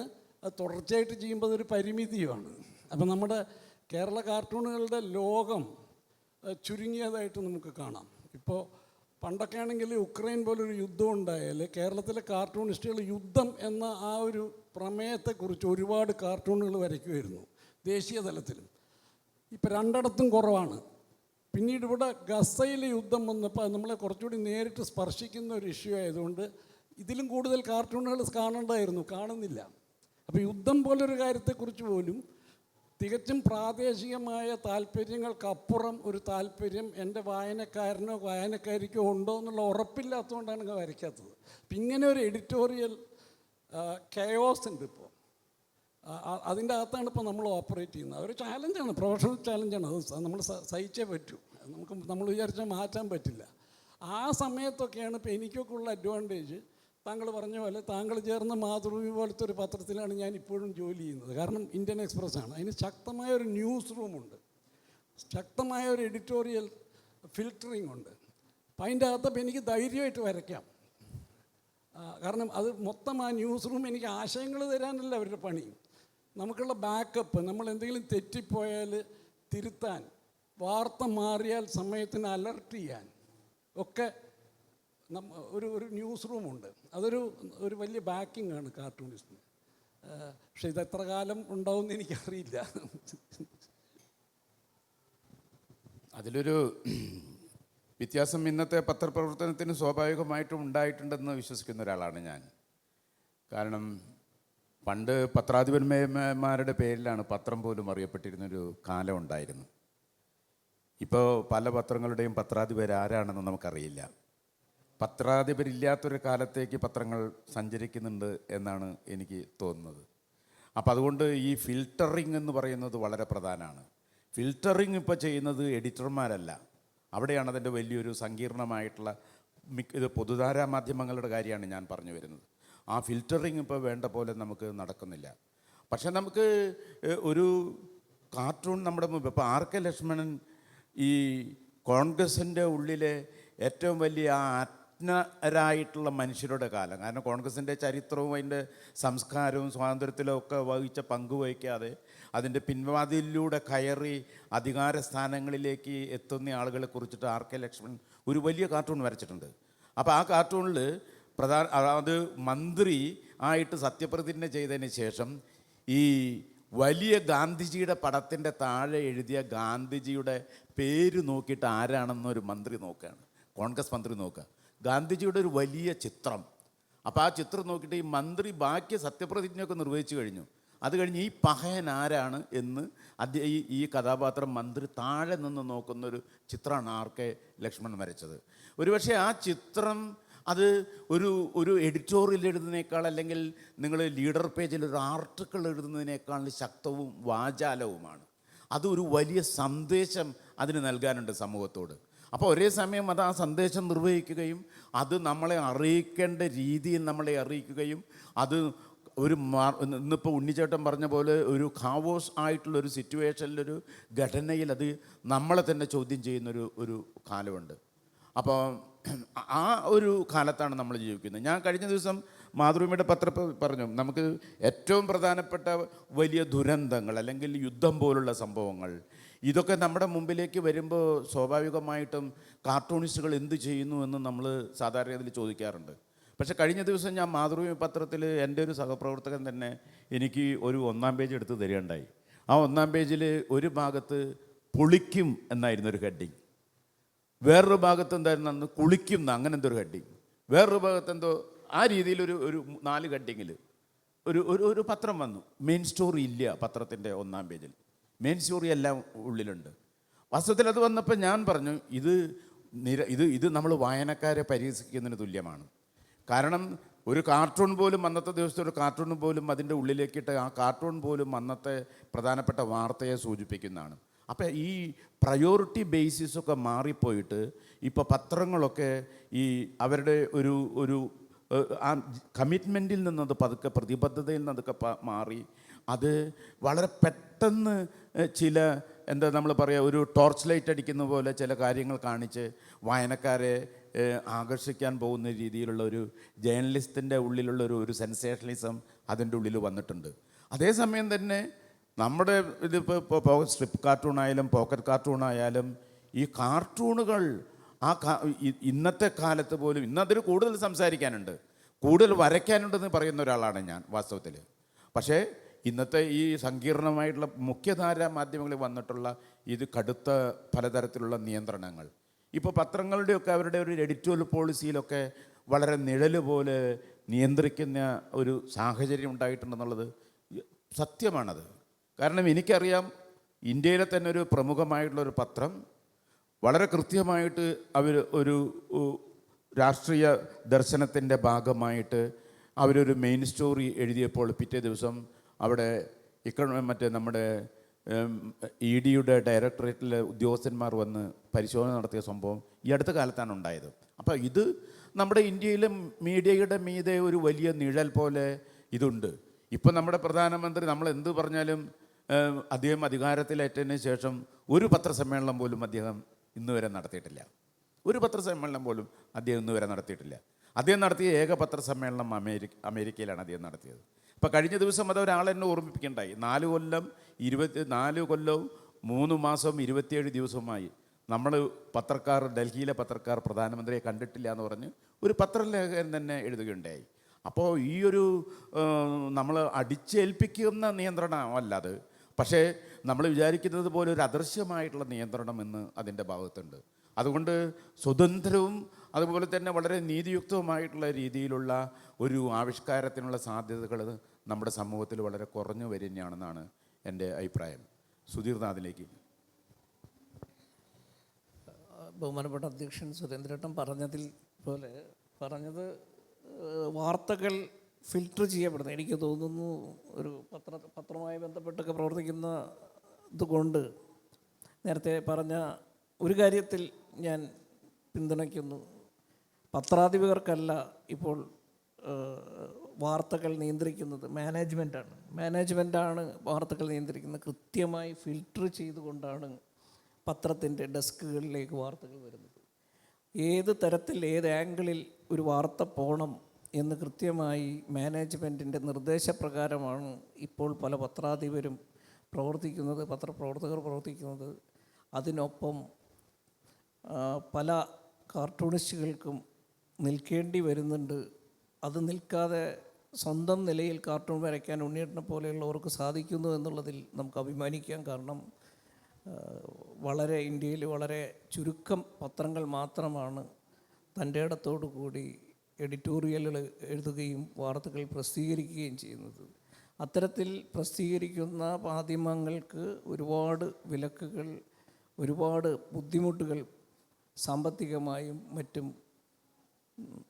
വരുന്നുണ്ട് എന്നുള്ളത് ഒരു സത്യം തന്നെയാണ്. ഇത് കാർട്ടൂണിനെ വളരെ മോശമായി പത്രത്തിൽ അച്ചടിക്കുന്ന കാർട്ടൂണിൻ്റെ കാര്യത്തിൽ സംഭവിക്കുമ്പോൾ നേരത്തെ മുൻപ് പറഞ്ഞതുപോലെ സാമൂഹ്യ മാധ്യമങ്ങളിൽ വിമർശന കലയായ കാർട്ടൂണുകൾ വിമർശിച്ചുകൊണ്ട് തന്നെ അതിശക്തമായി പ്രസിദ്ധീകരിക്കപ്പെടുന്നു. ചെറുപ്പക്കാരായ ഒട്ടേറെ കാർട്ടൂണിസ്റ്റുകളുടെ ശക്തമായ വിമർശന കാർട്ടൂണുകൾ സമൂഹം കാണുന്നു. മുൻപ് വളരെ കുറച്ച് പേർ അച്ചടിച്ച കാർട്ടൂണുകൾ കണ്ടിരുന്നെങ്കിൽ ഇന്നതിൻ്റെ പതിന്മരങ്ങരട്ടിയിലാണ് സാമൂഹ്യ മാധ്യമങ്ങളിലൂടെ കാർട്ടൂണുകൾ കാണുന്നത്. പല അവസരങ്ങളിലും നേരത്തെ കാർട്ടൂണിസ്റ്റ് ഉണ്ണി അദ്ദേഹം സൂചിപ്പിച്ചതുപോലെ ചില വാർത്തകൾ സത്യസന്ധമാവാത്ത ഈ സാമൂഹ്യ മാധ്യമങ്ങളുടെ ഒരു ചീത്ത വശം കൂടി നമ്മൾ കാണേണ്ടതുണ്ട്. വാർത്തകൾ യാഥാർത്ഥ്യമാകണമെന്നില്ല. ഇപ്പോൾ ഒരാൾ നടത്തിയ പ്രസ്താവന അദ്ദേഹം നടത്തിയതായിക്കൊള്ളണമെന്നില്ല. അദ്ദേഹത്തിൻ്റെ പേരിൽ ചുമത്തപ്പെട്ട അല്ലെങ്കിൽ അടിച്ചേൽപ്പിക്കപ്പെട്ട വാർത്തകൾക്ക് മുകളിൽ കാർട്ടൂണുകൾ വരയ്ക്കാൻ അല്ലെങ്കിൽ ഒരു വാർത്ത സൃഷ്ടിച്ച് ആ വാർത്തയെ അടിസ്ഥാനപ്പെടുത്തി കാർട്ടൂണുകൾ വരയ്ക്കാൻ പലപ്പോഴും പല കാർട്ടൂണിസ്റ്റുകളും മുതിരുന്നു. ഒടുവിൽ അത് ഒരു ഫേക്ക് ന്യൂസാണ്, അല്ലെങ്കിൽ തെറ്റായ ഒരു പ്രസ്താവനയാണ്, അങ്ങനെ ഉണ്ടായിട്ടില്ല എന്ന് പിന്നീട് തിരിച്ചറിയുകയും കാർട്ടൂൺ പിൻവലിക്കുകയും ചെയ്യുന്ന ഒട്ടേറെ സന്ദർഭങ്ങൾ നമ്മുടെ വർത്തമാനകാലത്ത് നമുക്ക് കാണാൻ സാധിച്ചിട്ടുണ്ട്. അത്തരത്തിൽ ശരിയായ വാർത്ത ഏത് എന്ന് തിരിച്ചറിയാൻ പറ്റാത്ത, ഫിൽട്ടർ ചെയ്യപ്പെട്ട പല വാർത്തകളുടെ യഥാർത്ഥ വാർത്തകൾ നമ്മൾ കാണാതെ പോവുകയും എന്നാൽ ഇല്ലാത്ത വാർത്തകൾ ഒട്ടേറെ കാണുകയും ചെയ്യുന്ന, ആ കാണുന്ന വാർത്തകളുടെ അടിസ്ഥാനത്തിൽ കാർട്ടൂൺ വരയ്ക്കാൻ പല കാർട്ടൂണിസ്റ്റുകളും നിർബന്ധിതമാകുന്ന ഒരു കാലഘട്ടത്തിലാണ് നാം ജീവിക്കുന്നത് എന്നുള്ളത് ഒരു വെല്ലുവിളിയായി തന്നെ മനസ്സിലാക്കുന്നു. ആ വെല്ലുവിളിയോടൊപ്പം തന്നെയാണ് നമ്മുടെ ട്രോളുകളും മറ്റ് മീമുകളുമൊക്കെ വരുന്നത്. അതെല്ലാം വിമർശനമാണ്. കാർട്ടൂണിസ്റ്റുകൾ പലപ്പോഴും വളരെ ശക്തമായ രീതിയിൽ പ്രതികരിക്കുവാൻ ആഗ്രഹിക്കുന്ന അതേ നിലയിൽ തന്നെ നിമിഷങ്ങൾ കൊണ്ട് ഇപ്പോൾ ബഡ്ജറ്റിനെ കുറിച്ച് ഒട്ടേറെ ട്രോളുകൾ ഇതിനോടകം സാമൂഹ്യ മാധ്യമങ്ങളിൽ വന്നു കഴിഞ്ഞിട്ടുണ്ട്.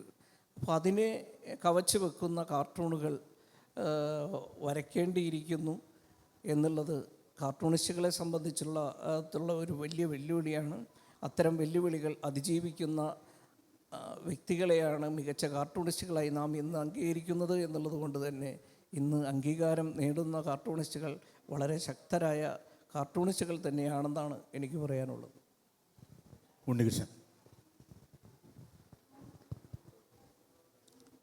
ഈ കാർട്ടൂണുകൾ വരയ്ക്കുന്ന സമയത്ത് അതിനെക്കുറിച്ച് നമ്മളുടെ പ്രദർശനങ്ങൾ, കാർട്ടൂണിൻ്റെ പ്രദർശനങ്ങളൊക്കെ പല സ്ഥലങ്ങളിൽ നടത്തുമ്പോൾ പല ആളുകളും ചോദിക്കാറുണ്ട്, രാഷ്ട്രീയക്കാർ നിങ്ങളെ എങ്ങനെയാണ് പെരുമാറുന്നത്. ഉദാഹരണത്തിന് കഴിഞ്ഞ പിണറായി സർക്കാരിൻ്റെ സമയത്ത് കേരളത്തിൻ്റെ മാറ്റങ്ങൾ, 60 വർഷം തികഞ്ഞ കേരളത്തിൻ്റെ മാറ്റങ്ങളെ ആസ്പദമാക്കിയൊരു കാർട്ടൂൺ പ്രദർശനം തിരുവനന്തപുരത്ത് നടത്തിയപ്പോൾ അത് ഉദ്ഘാടനം ചെയ്തത് മുഖ്യമന്ത്രിയായിരുന്ന പിണറായി വിജയനാണ്. പിണറായി സർക്കാരിൻ്റെ ആദ്യത്തെ വർഷത്തിൽ തന്നെ നടന്ന ഒരു പരിപാടിയാണ്. അപ്പോൾ അത് കഴിഞ്ഞിട്ട് പിന്നീട് പത്രത്തിൽ വന്ന സമയത്ത് 1-2 സുഹൃത്തുക്കൾ എന്നെ വിളിച്ച് ചോദിച്ചു, ഇദ്ദേഹം വന്നിട്ട് അത് നടന്നു, എങ്ങനെയാണ് അത് നടന്നത്, നിങ്ങൾ ഒരുപാട് വിമർശിച്ച് വരച്ചതല്ലേ പിണറായി വിജയനെ എന്നൊക്കെ ചോദിച്ചു. സത്യം പറഞ്ഞാൽ അതൊക്കെ കാഴ്ചക്കാരൻ്റെ ഒരു വിഷയമായിട്ട് മാത്രമാണ് എനിക്ക് തോന്നുന്നത്. വേറെ ഒരുപാട് കാര്യങ്ങൾക്കിടയിലാണ് അവർ കാർട്ടൂൺ കാണുന്നുണ്ടെങ്കിൽ തന്നെ കാണുന്നത്. ഇപ്പം ഇതുപോലുള്ള പല കാര്യങ്ങളും നമ്മുടെ കരുണാകരൻ ഉദ്ഘാടനം ചെയ്യാൻ വന്ന സമയത്തും VS അച്യുതാനന്ദൻ ഉദ്ഘാടനം ചെയ്യാൻ വന്ന സമയത്തൊക്കെ ഇത്തരം ചോദ്യങ്ങൾ ചോദിച്ചിട്ടുണ്ട്. പക്ഷെ അതൊന്നും അവരെ ബാധിക്കുന്ന വിഷയമല്ല. പക്ഷേ അണികളെ സംബന്ധിച്ചിടത്തോളം അവർ ശക്തമായിട്ടുള്ള ആക്രമണങ്ങൾ ഒക്കെ നടത്തിക്കൊണ്ടിരിക്കും. എല്ലാ അണികളും ഉണ്ടാവും. അതുപോലെ തന്നെ പല മതവിഭാഗങ്ങളും. ഇപ്പോൾ ഇവിടെ ഇരിക്കുന്ന സമയത്ത് തീർച്ചയായിട്ടും എൻ്റെ ഓർമ്മയിൽ വരുന്നത് നമ്മുടെ 2 കാർട്ടൂൺ അവാർഡുകൾ പ്രഖ്യാപിച്ച 2 കാർട്ടൂൺ അവാർഡുകൾ അത് തടഞ്ഞു വെച്ച ഒരു സംഭവമുണ്ടായിരുന്നു. ഒന്ന് ബിഷപ്പ് ഫ്രാങ്കോയെക്കുറിച്ച് വരച്ച ഒരു കാർട്ടൂണിനായിരുന്നു അവാർഡ്. ലളിതകലാ അക്കാദമിയുടെ അവാർഡായിരുന്നു ആ അവാർഡ്. ഒരു ക്രിസ്തീയ വിഭാഗത്തിൻ്റെ ദേഷ്യം അല്ലെങ്കിൽ അമർഷം ഉണ്ടാകും എന്ന് കരുതി അത് മുൻകൂട്ടി കൊടുക്കണ്ടെന്ന് തീരുമാനിക്കുകയായിരുന്നു. അത് നിയമസഭ ഒന്നടങ്കം പ്രമേയം പാസ്സാക്കി. മറ്റൊന്ന്, ഈ കോവിഡ് കാലത്തുള്ള മോദി സർക്കാരിൻ്റെ ഒരു സമീപനത്തിനെ ആസ്പദമാക്കിയിട്ടുള്ളൊരു കാർട്ടൂണായിരുന്നു. അതിന് എതിരായിട്ട് യുവമോർച്ചയുടെ ഒരു പ്രതിഷേധവും പ്രകടനവും ഒക്കെ ഉണ്ടായിരുന്നു. അതും കൊടുക്കണ്ടെന്ന് തീരുമാനിച്ചു. ഈ 2 കാർട്ടൂൺ അവാർഡുകൾക്ക് അപ്പോൾ കേരളം പോലൊരു സ്ഥലത്ത് ഇത് നമ്മൾ പ്രതീക്ഷിക്കുന്നതല്ല. ഇങ്ങനെ ഒരു സംഗതി പ്രഖ്യാപിക്കുന്നു, കൊടുക്കാതിരിക്കുന്നു. അത് ജഡ്ജ് ചെയ്തെല്ലാം വലിയ പ്രധാനപ്പെട്ട ആളുകളാണ്. അതിനെക്കുറിച്ച് സുദീർഘമായിട്ടുള്ള അന്തിച്ചർച്ചകളൊക്കെ നടന്നു. അപ്പോൾ അതിൽ ഉണ്ണിയേട്ടനും സുധീറും മറ്റ് പല പ്രമുഖരായിട്ടുള്ള ആളുകളൊക്കെ വന്നിരുന്നു ചർച്ചകളിലൊക്കെ. പക്ഷേ അത് നടന്നില്ല. അവസാനം ഈ കഴിഞ്ഞ വർഷം അവസാനമാണ് അത് മറ്റ് അവാർഡുകളുടെ കൂട്ടത്തിൽ കൊടുത്തത്. ആ അവാർഡുകളുടെ കൂട്ടത്തിൽ കൊടുത്തപ്പം അത് അപ്പോൾ അത് ഞാൻ അക്കാദമി ചെയർമാനായിരിക്കുന്ന സമയത്താണ്. അപ്പോൾ ഞാനത് അക്കാദമിയിലും പറഞ്ഞു, മറ്റ് സാംസ്കാരിക വകുപ്പിൻ്റെ അവിടെ പറഞ്ഞു, അവസാനം മുഖ്യമന്ത്രിയുടെ അടുത്ത് പോയി പറഞ്ഞു. അങ്ങനെയാണ് നടന്നത്. പക്ഷേ അങ്ങനെയൊക്കെ നടക്കുമ്പോൾ സ്വാഭാവികമായിട്ടും ഇത്തരം തടസ്സങ്ങളും വിലക്കുകളും ഉണ്ടാകുമ്പോൾ പിന്നീട് അതിനെക്കുറിച്ച് നമുക്ക് ചിലപ്പം ഒരു കാർട്ടൂൺ വരയ്ക്കുന്ന സമയത്ത് ചിലപ്പം ആലോചിച്ച് പോകും, എന്തെങ്കിലും ഒരു ഇഷ്യൂ ഉണ്ടാവുമോ എന്നൊക്കെ ആലോചിക്കുന്ന രീതിയിലേക്ക് കാര്യങ്ങൾ മാറുന്നുണ്ടോ എന്ന് സംശയമാണ്. കാരണം ഒരു സമയത്ത് മാതൃഭൂമി ഓൺലൈനിലൊരു കാർട്ടൂൺ, അത് N1H1 പനിയുടെ സമയത്താണ്. അപ്പോൾ അത് ഗണേശോത്സവമായിട്ട് അതിൻ്റെ ആ സമയത്ത് നടന്ന ഒരു കാർട്ടൂണാണ്. അത് ആ സമയത്താണ് വരച്ചത്. അപ്പോൾ ഒരു ഗണപതിയുടെ അടുത്തൊരു എലി വന്നിട്ട് പറയുകയാണ്, ഞാൻ ഗണേശോത്സവം ഈ പ്രകടനം ഈ ഘോഷയാത്രയ്ക്ക് ഞാനില്ല, ഇങ്ങനൊരു അസുഖമുണ്ട്, അതുകൊണ്ട് ഞാൻ പ്രിക്കോഷൻ എടുക്കുകയാണ് എന്ന് പറഞ്ഞിട്ടൊരു കാർട്ടൂണായിരുന്നു. അപ്പോൾ അത് ഓൺലൈനിലത് അപ്ലോഡ് ചെയ്തു. അത് ഒരു 2-3 ആഴ്ച കഴിഞ്ഞ് കഴിഞ്ഞപ്പോഴത്തേക്കും വിവിധ സ്ഥലങ്ങളിൽ നിന്നുള്ള ആളുകൾ മാതൃഭൂമിയുടെ മുകളിലും താഴെയുള്ള എല്ലാ ആളുകളെയും വിളിച്ചും ഇമെയിൽ അയച്ചും ഇന്ന ആൾ ഇന്ന വരച്ചു പ്രതിഷേധിക്കുക എന്നൊക്കെ പറഞ്ഞിട്ട്. അപ്പോൾ ഗണപതി എന്ന് പറഞ്ഞാൽ വളരെ ദൈവം എന്നുള്ള രീതിയിൽ വളരെ ഫ്ലെക്സിബിളായിട്ടുള്ളൊരു ദൈവമായിട്ടാണ് പൊതുവെ എല്ലാവരും കാണുന്നത്. വിശ്വാസികളും അവിശ്വാസികളുമായിട്ടുള്ള ആളുകൾക്ക് സങ്കല്പത്തിൻ്റെ അനന്ത സാധ്യതകൾ തുറന്നിടുന്ന ഒരു ദൈവമായിട്ടാണ്. അത് പല രൂപത്തിലും പല ഭാവത്തിലും പല സംഗീത ഉപകരണങ്ങൾ വായിക്കുന്നതായിട്ടും ക്രിക്കറ്റ് കളിക്കുന്നതായിട്ടുള്ള ഗണപതികൾ വരെയുണ്ട്. പക്ഷെ അവിടെയും ഇങ്ങനെയൊരു വിഷയം. അപ്പോൾ അങ്ങനെ ഒരു നമ്മൾ പെട്ടെന്ന് വരയ്ക്കുമ്പോൾ, ബ്രഷ് എടുക്കുമ്പോൾ അല്ലെങ്കിൽ പേന എടുക്കുമ്പോൾ ഇങ്ങനെയൊരു തോന്നൽ ഉണ്ടായാൽ അത്ഭുതപ്പെടാനില്ല. പുതിയ കാലത്തിൽ അങ്ങനെയുള്ള ചില ചോദ്യങ്ങളും കൂടി നമ്മുടെ മുന്നിൽ വരുന്നുണ്ട് എന്നുള്ളത് ശ്രദ്ധേയമായൊരു കാര്യമാണ്. പക്ഷേ അതുകൊണ്ട് നമ്മൾ ഒരാൾക്ക് എന്ത് തോന്നും എന്ന് കരുതിയിട്ട് വരയ്ക്കാൻ നമുക്കിരിക്കാൻ സാധിക്കില്ല. നമ്മളതെല്ലാം മാറ്റി വെച്ചുകൊണ്ട് തന്നെയാണ് വരയ്ക്കുന്നത്. അല്ലെങ്കിൽ നമുക്ക് വരയ്ക്കാൻ സാധിക്കില്ല. കാർട്ടൂൺ വരയ്ക്കുക എന്ന് പറയുമ്പം അങ്ങനെ ഒരു സ്വതന്ത്രമായ ഒരു ഇടത്തിൽ ഇരുന്നു കൊണ്ട് തന്നെയാണ് നമ്മൾ വരയ്ക്കുന്നത്. അതങ്ങനെ ഇനിയും തുടരും എന്നുള്ളതാണ് എൻ്റെ ഒരു പ്രതീക്ഷ. ഇനി സദസ്സിന് ഈ കാര്യത്തിൽ സംബന്ധിച്ച് എന്തെങ്കിലും ചോദ്യങ്ങളോ വീക്ഷണമോ അഭിപ്രായമോ ഉണ്ടെങ്കിൽ സംസാരിക്കാം. ഉണ്ണി സാറിനോടാണ്. സാർ, യഥാർത്ഥത്തിൽ ഈ ഇൻവിസിബിൾ ഹാൻഡ് അഗൻസ്റ്റ് കാർട്ടൂണിങ് എന്ന് പറയുന്നത് ED ആണോ റിലീജിയസ് ഫെനാറ്റിസിസം ആണോ? പിന്നെ 1-2 കാര്യങ്ങളുണ്ട്. പിന്നെ സാറിൻ്റെ ഈ സ്പോർട്സ് കാർട്ടൂണിൻ്റെ ഇപ്പോഴത്തെ അവസ്ഥ എന്താണ്? അല്ലെങ്കിൽ സയൻസ് കാർട്ടൂണുകളുടെ അവസ്ഥ എന്താണ്? പിന്നെ ഒരു ചോദ്യം സുധീർ നായർ സാർ പറഞ്ഞ ഒരു പ്രധാന പോയിൻ്റാണ്. കാരണം ഡീപ് ഫേക്ക് വോയിസ് കാരണം ന്യൂസിലൻഡിൽ ഒരു പ്രധാനമന്ത്രി, ലേഡി പ്രധാനമന്ത്രിയുടെ പാർലമെൻറ്റിൽ അവർ തോൽപ്പിക്കപ്പെട്ടു. കാരണം അത് ഫേക്ക് ആയിരുന്നു അവരുടെ പ്രസ്താവന. അങ്ങനെയുള്ള ഒരു ഷെനേറിയോയിൽ സാറ് പറഞ്ഞ പോലെ ട്രോളുകളും മറ്റുമൊക്കെ ഉള്ളപ്പോൾ എല്ലാ കാർട്ടൂണിസ്റ്റുകളും ഒരു ഡിലമയിലാണ്. ഇത് ഞാൻ ഈ വാർത്ത വെച്ച് എടുത്താൽ അത് തെറ്റാകുമോ, whether it is disinformation or misinformation, അതൊരു വല്ലാത്ത ഡിലമയാണ്. താങ്കൾ ചോദിച്ചത് സ്പോർട്സ് കാർട്ടൂൺസിനെ പറ്റിയാണോ? യഥാർത്ഥ threat, what's a real threat? ഇപ്പോഴത്തെ ഇൻവിസിബിൾ ഹാൻഡ് എന്ന് പറയുന്നത് ED, എൻഫോഴ്സ്മെന്റ് ഡയറക്ടറേറ്റ് ആണോ അതോ റിലീജിയസ് ഫാന്റസിസ് ആണോ ഇപ്പോഴത്തെ? മനസ്സിലായി. പിന്നെ സ്പോർട്സ് കാർട്ടൂണിൻ്റെ പ്രസന്റ് സ്റ്റേറ്റും സയൻസ് കാർട്ടൂണും. ഈ രണ്ടാമത്തൊക്കെ നമ്മൾ ഒരുപാട് പറയേണ്ടി വരും. സ്പോർട്സ് കാർട്ടൂൺ, സയൻസ് കാർട്ടൂൺസ് ഒക്കെ കുറഞ്ഞു വരാനുള്ള കാരണം, പ്രത്യേകിച്ച് നമ്മളിപ്പോൾ കേരളത്തെക്കുറിച്ച് മാത്രമൊക്കെ പറയുകയാണെങ്കിൽ അത് വിപുലമായൊരു സബ്ജക്റ്റ്, ഞാൻ അതിലേക്ക് കിടക്കുന്നില്ല, നമുക്ക് സമയമില്ല. പക്ഷെ ആദ്യത്തെ ചോദ്യത്തിന് ഞാൻ മറുപടി എനിക്കറിയാവുന്ന രീതിയിൽ പറയാം. ED ആണോ റിലീജിയസ് ഫെനാറ്റിസം ആണെന്നൊന്നും വേർതിരിച്ച് കാണേണ്ട കാര്യമില്ല. അദൃശ്യമായിട്ടുള്ള ആരെങ്കിലും, ഇപ്പം നേരത്തെ പറഞ്ഞ പോലെ ആരെങ്കിലും ഒരാൾ നിങ്ങളുടെ അടുത്ത്, നിങ്ങളുടെ വീട്ടിൽ വന്ന് കയറുകയോ ഓഫീസിൽ വന്ന് കയറുകയോ നിങ്ങൾക്കെതിരെ ഒരു വക്കീൽ നോട്ടീസ് വരികയോ ചെയ്യും. അതാരാണെന്നുള്ളത് പ്രസക്തമല്ല. ഇതുവരെ എൻഫോഴ്സ്മെൻറ്റ് ഡയറക്ടറേറ്റിനെ കാർട്ടൂണിസ്റ്റിന് പുറകിൽ വിട്ടിട്ടില്ല. കാരണം ഞങ്ങളൊന്നും അത്ര വലിയ സമ്പന്നരല്ല. അപ്പം ഞങ്ങൾ ഈ സാമ്പത്തിക ഇക്കണോമിക് ഒഫൻസിനൊന്നും ഞങ്ങൾ പിടിക്കപ്പെടാനുള്ള സാധ്യത കുറവാണെന്ന് തോന്നുന്നു. സത്യം പറഞ്ഞത് ഉണ്ണികൃഷ്ണൻ പറഞ്ഞ് നിർത്തിയിടത്താണ് അതിൻ്റെ ഉത്തരവുള്ളത്. ഒരു ചില്ലിങ് ഇഫക്റ്റ് ഉണ്ടാക്കുക എന്നുള്ളതാണ് ഇപ്പോൾ എല്ലാ അധികാരവർഗത്തിൻ്റെയും പണി. അതായത് ഇപ്പം നമ്മൾ വരയ്ക്കാനിരിക്കുമ്പോൾ അകാരണമായൊരു ഭീതി ഉണ്ടാക്കുന്ന രീതിയിൽ അകാരണമായിട്ടും ഇല്ലോജിക്കലായിട്ടും കുറേ കാര്യങ്ങൾ ചെയ്യുക. ഇപ്പോൾ ഒരാവശ്യമില്ലാതെ രാവിലെ അർദ്ധരാത്രി പോലീസുകാർ വീട്ടിൽ കയറി ഒരാളെ അറസ്റ്റ് ചെയ്യുക, നിങ്ങളുടെ അയൽപക്കത്തൊക്കെ നിങ്ങളുടെ പേരെന്താണെന്നൊക്കെ അന്വേഷിച്ച് നടക്കുക, നിങ്ങൾക്ക് ദുഷ്കീർത്തി ഉണ്ടാക്കുക, ഇങ്ങനെയൊക്കെ ചെയ്യുന്ന ഒരു സംവിധാനം കേന്ദ്രത്തിലുണ്ട്, സംസ്ഥാന സർക്കാരുകളും അനുവർത്തിക്കുന്നുണ്ട് ഇന്ത്യയിൽ. പഞ്ചായത്ത് വാർഡ് മെമ്പർമാർ വരെ ഇത് ചെയ്തു തുടങ്ങിയിട്ടുണ്ട്. അതായത് bully has reached your door step. നിങ്ങളുടെ ഏറ്റവും ഇന്ദിരാഗാന്ധി വന്ന് OV വിജയൻ അറസ്റ്റ് ചെയ്യില്ലായിരുന്നു. പക്ഷേ ഇന്ന് ഒരു കാഡർ പാർട്ടികൾ ഭരിക്കുന്ന ഒരവസ്ഥയിൽ ഏതെങ്കിലും ഒരു പാർട്ടിയുടെ ആളോ ആരാണെന്ന് പോലും നമുക്കറിയാത്ത ഒരുത്തനോ OV വിജയൻ്റെ വാതിൽക്കൽ രാത്രി ചെന്ന് മുട്ടാം. ഇതാണ് അവസ്ഥ.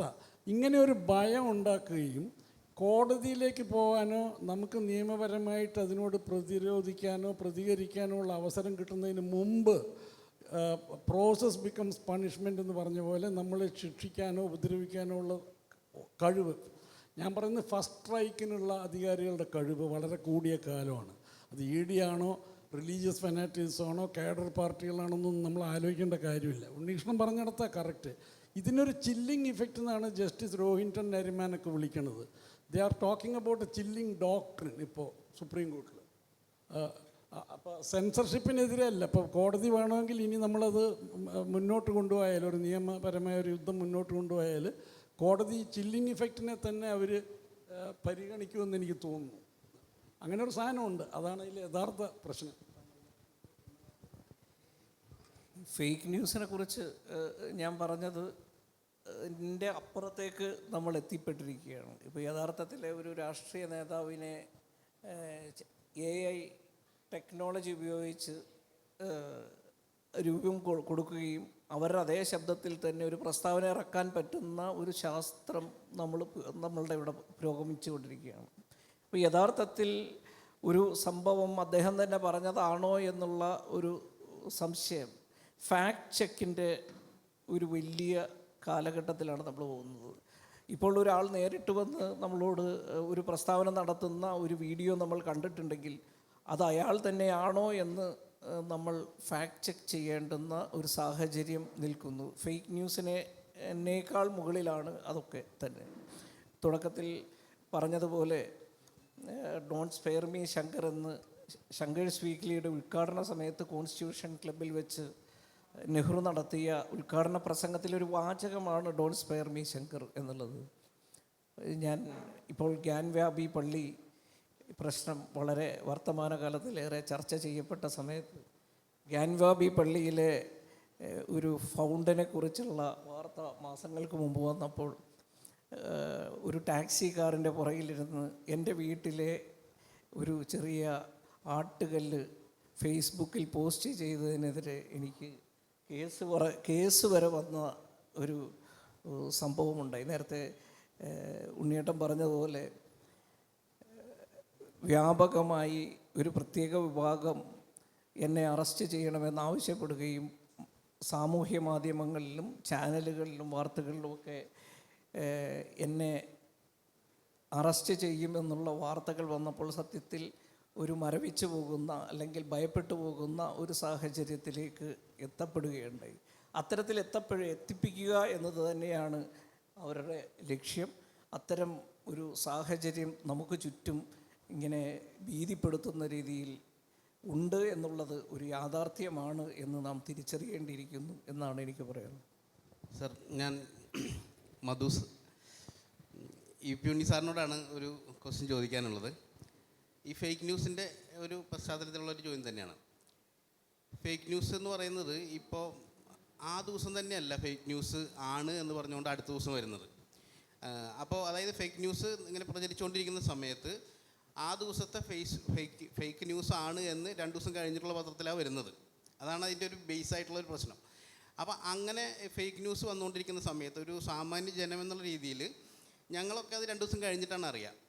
അപ്പോൾ എൻ്റെ ചോദ്യം ഇതാണ്, ഇപ്പോൾ ഉണ്ണി സാറൊക്കെ ഇപ്പോൾ ഈ ഇന്ത്യൻ എക്സ്പ്രസ്സിന് വേണ്ടി വരയ്ക്കുന്ന സമയത്ത് ഇതിൻ്റെ ശരിക്ക് റിലയബിൾ ആയിട്ടുള്ള ഡാറ്റാസ് വെച്ചിട്ട് കിട്ടും എന്നുള്ള ഉറപ്പിലാണോ വരയ്ക്കുന്നത്, അതോ ഇതിനിപ്പോൾ ഇതിനെന്തെങ്കിലും ഭാവിയിൽ മാറ്റം വരാനുള്ളൊരു സാധ്യത കൂടി കണക്കിലെടുത്തിട്ട് അതും കൂടി അല്ലെങ്കിൽ അതിനുള്ളൊരു സോഴ്സ് കിട്ടുന്നുണ്ടോ?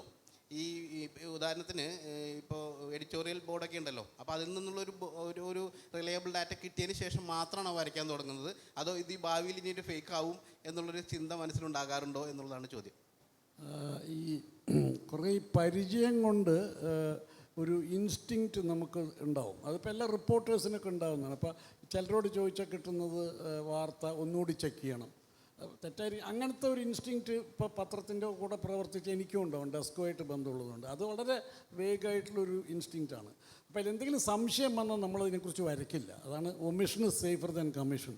നമ്മൾ അബദ്ധം കാണിച്ച് പിന്നെ തിരുത്താൻ പോകും. പിന്നെ രണ്ടാമത്തെ കാര്യം, പരിപൂർണമായി ചെക്ക് ചെയ്തിട്ട് ഒരു വാർത്തയും ഒരു പത്രക്കാരന് ഒരു കാർട്ടൂണിസ്റ്റിന് ഇപ്പോൾ വരയ്ക്കാൻ പറ്റില്ല. കാരണം ഇറ്റ്സ് ഇവോൾവിങ് വെരി ഫാസ്റ്റ്. രാവിലെ വരച്ച കാർട്ടൂൺ ഉച്ചയ്ക്ക് മാറ്റും, ഉച്ചക്കാലത്തെ കാർട്ടൂൺ രാത്രി മാറ്റും, ബിറ്റ്വീൻ എഡിഷൻസ് വരെ ചിലപ്പോൾ മാറ്റും. കാരണം പ്രധാനപ്പെട്ടതെന്ന് തോന്നുന്നൊരു വാർത്ത വരുമ്പോൾ അപ്പോൾ നമ്മൾ പൂർണ്ണമായിട്ടും ഞങ്ങളൊക്കെ പറയും it's up in the air എന്ന് ഞങ്ങൾ ഡെസ്കിനോട് പറയും. കാരണം വരച്ചു കൊടുത്താൽ ആ ഡെസ്കിൽ പല വിഷയങ്ങളെക്കുറിച്ച് വിവരമുള്ളവരുണ്ടാവും. പിന്നെ ഇത് ഫീൽഡിൽ ചെന്ന് റിപ്പോർട്ട് ചെയ്ത ആൾക്കാരും അവിടെ ഉണ്ടാവും. അപ്പോൾ ഇതിൽ എന്തെങ്കിലും കാര്യമായി ഫാക്ച്വൽ എറർ വന്നാൽ അവരോട് അലേർട്ട് ചെയ്യാൻ പറയും. അപ്പോൾ കാർട്ടൂൺ നമ്മൾ വിഡ്രോ ചെയ്യും. ഇതാണ് സേഫസ്റ്റ് തിങ് ടു ഡു. പിന്നെ ഒരു കാരണവശാലും ഞാൻ വ്യക്തിപരമായി ആക്ഷേപിക്കുന്ന ഒരു കാർട്ടൂൺ വരയ്ക്കില്ല. പണ്ടാണെങ്കിൽ ആ റിസ്ക് എടുത്തെങ്കിലും ചെയ്യുമായിരുന്നു, ഇപ്പം ചെയ്യില്ല. കാരണം ആക്ഷേപം മിക്കവാറും സ്ലാൻഡറായിരിക്കും. ആക്ഷേപിക്കപ്പെടാൻ എല്ലാ അർഹതയുള്ള ആളാണെങ്കിൽ പോലും ആ പ്രത്യേകിച്ച് വരുന്ന ആക്ഷേപത്തിൻ്റെ സ്വഭാവം സ്ലാൻഡറിൻ്റെ സ്വഭാവമായിരിക്കുന്നത്. അതുകൊണ്ട് ഞാൻ വരയ്ക്കില്ല കുറേ കാലമായിട്ട്. അല്ലാതെ തന്നെ രാഷ്ട്രീയമായിട്ട് നമുക്ക് ആളെ കൈകാര്യം ചെയ്യാമല്ലോ എന്നുള്ള ധൈര്യത്തിൽ വ്യക്തിപരമായ ആക്ഷേപം നമ്മൾ കൈകാര്യം ചെയ്യില്ല.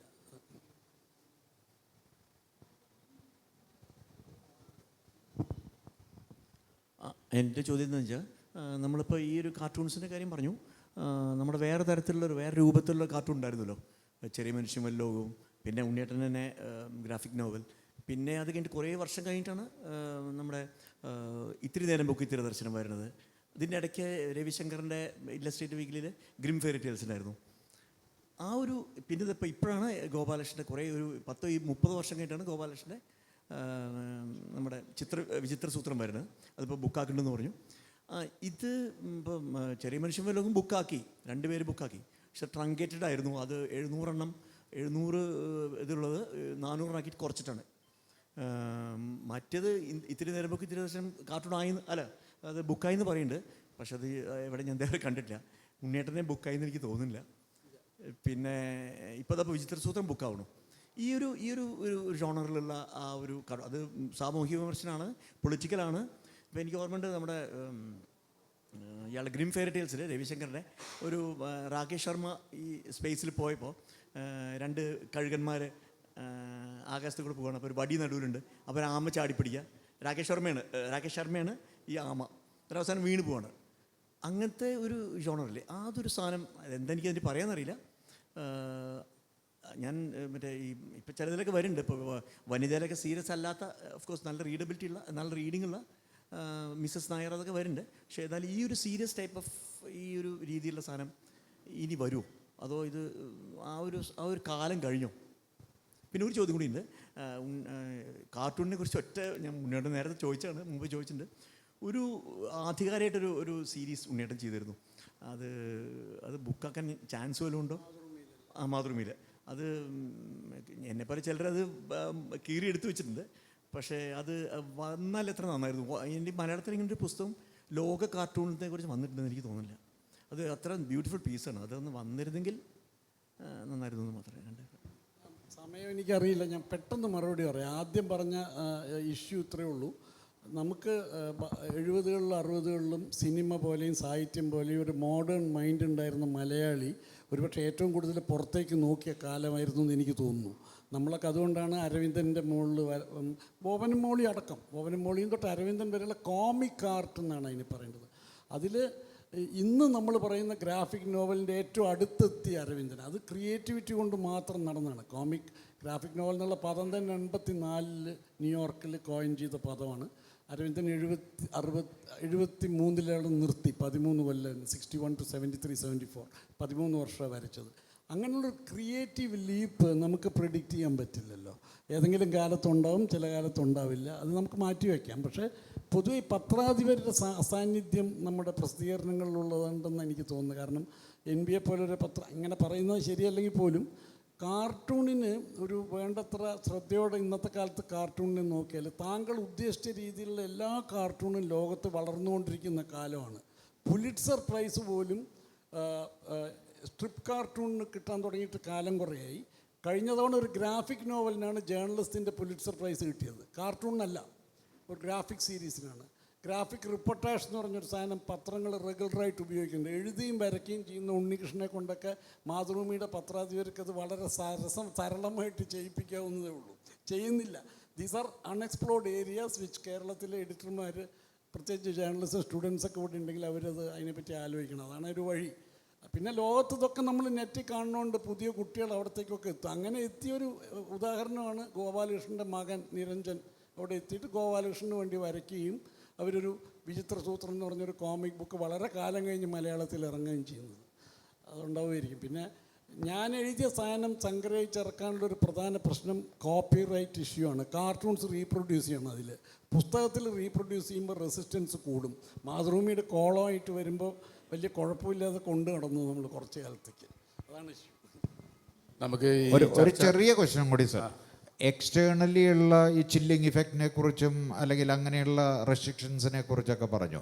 പക്ഷേ ഇന്നത്തെ കാലത്ത് ഈ മീഡിയ ബാരൻസും അവർ വളരെ പവർഫുള്ളായിരിക്കും. അപ്പോൾ ഒരു കാർട്ടൂണിസ്റ്റ് എന്നുള്ള നിലയ്ക്ക് എത്ര കണ്ട് അവരുടെ കൈകടത്തൽ അല്ലെങ്കിൽ നിയന്ത്രണങ്ങൾ ഉണ്ട്. ഒരുപക്ഷെ എക്സ്റ്റേണൽ ഒരു സെൻസർഷിപ്പിനേക്കാൾ കൂടുതൽ ഫലപ്രദമായിട്ടോ അല്ലെങ്കിൽ തീവ്രമായിട്ടുള്ള കൈകടത്തലുകൾ ഇൻറ്റേർണലി ഉള്ള ഇടപെടലുകൾ ഉണ്ടാവാനുള്ള സാധ്യതയിൽ ഉണ്ടായിട്ടുണ്ടോ?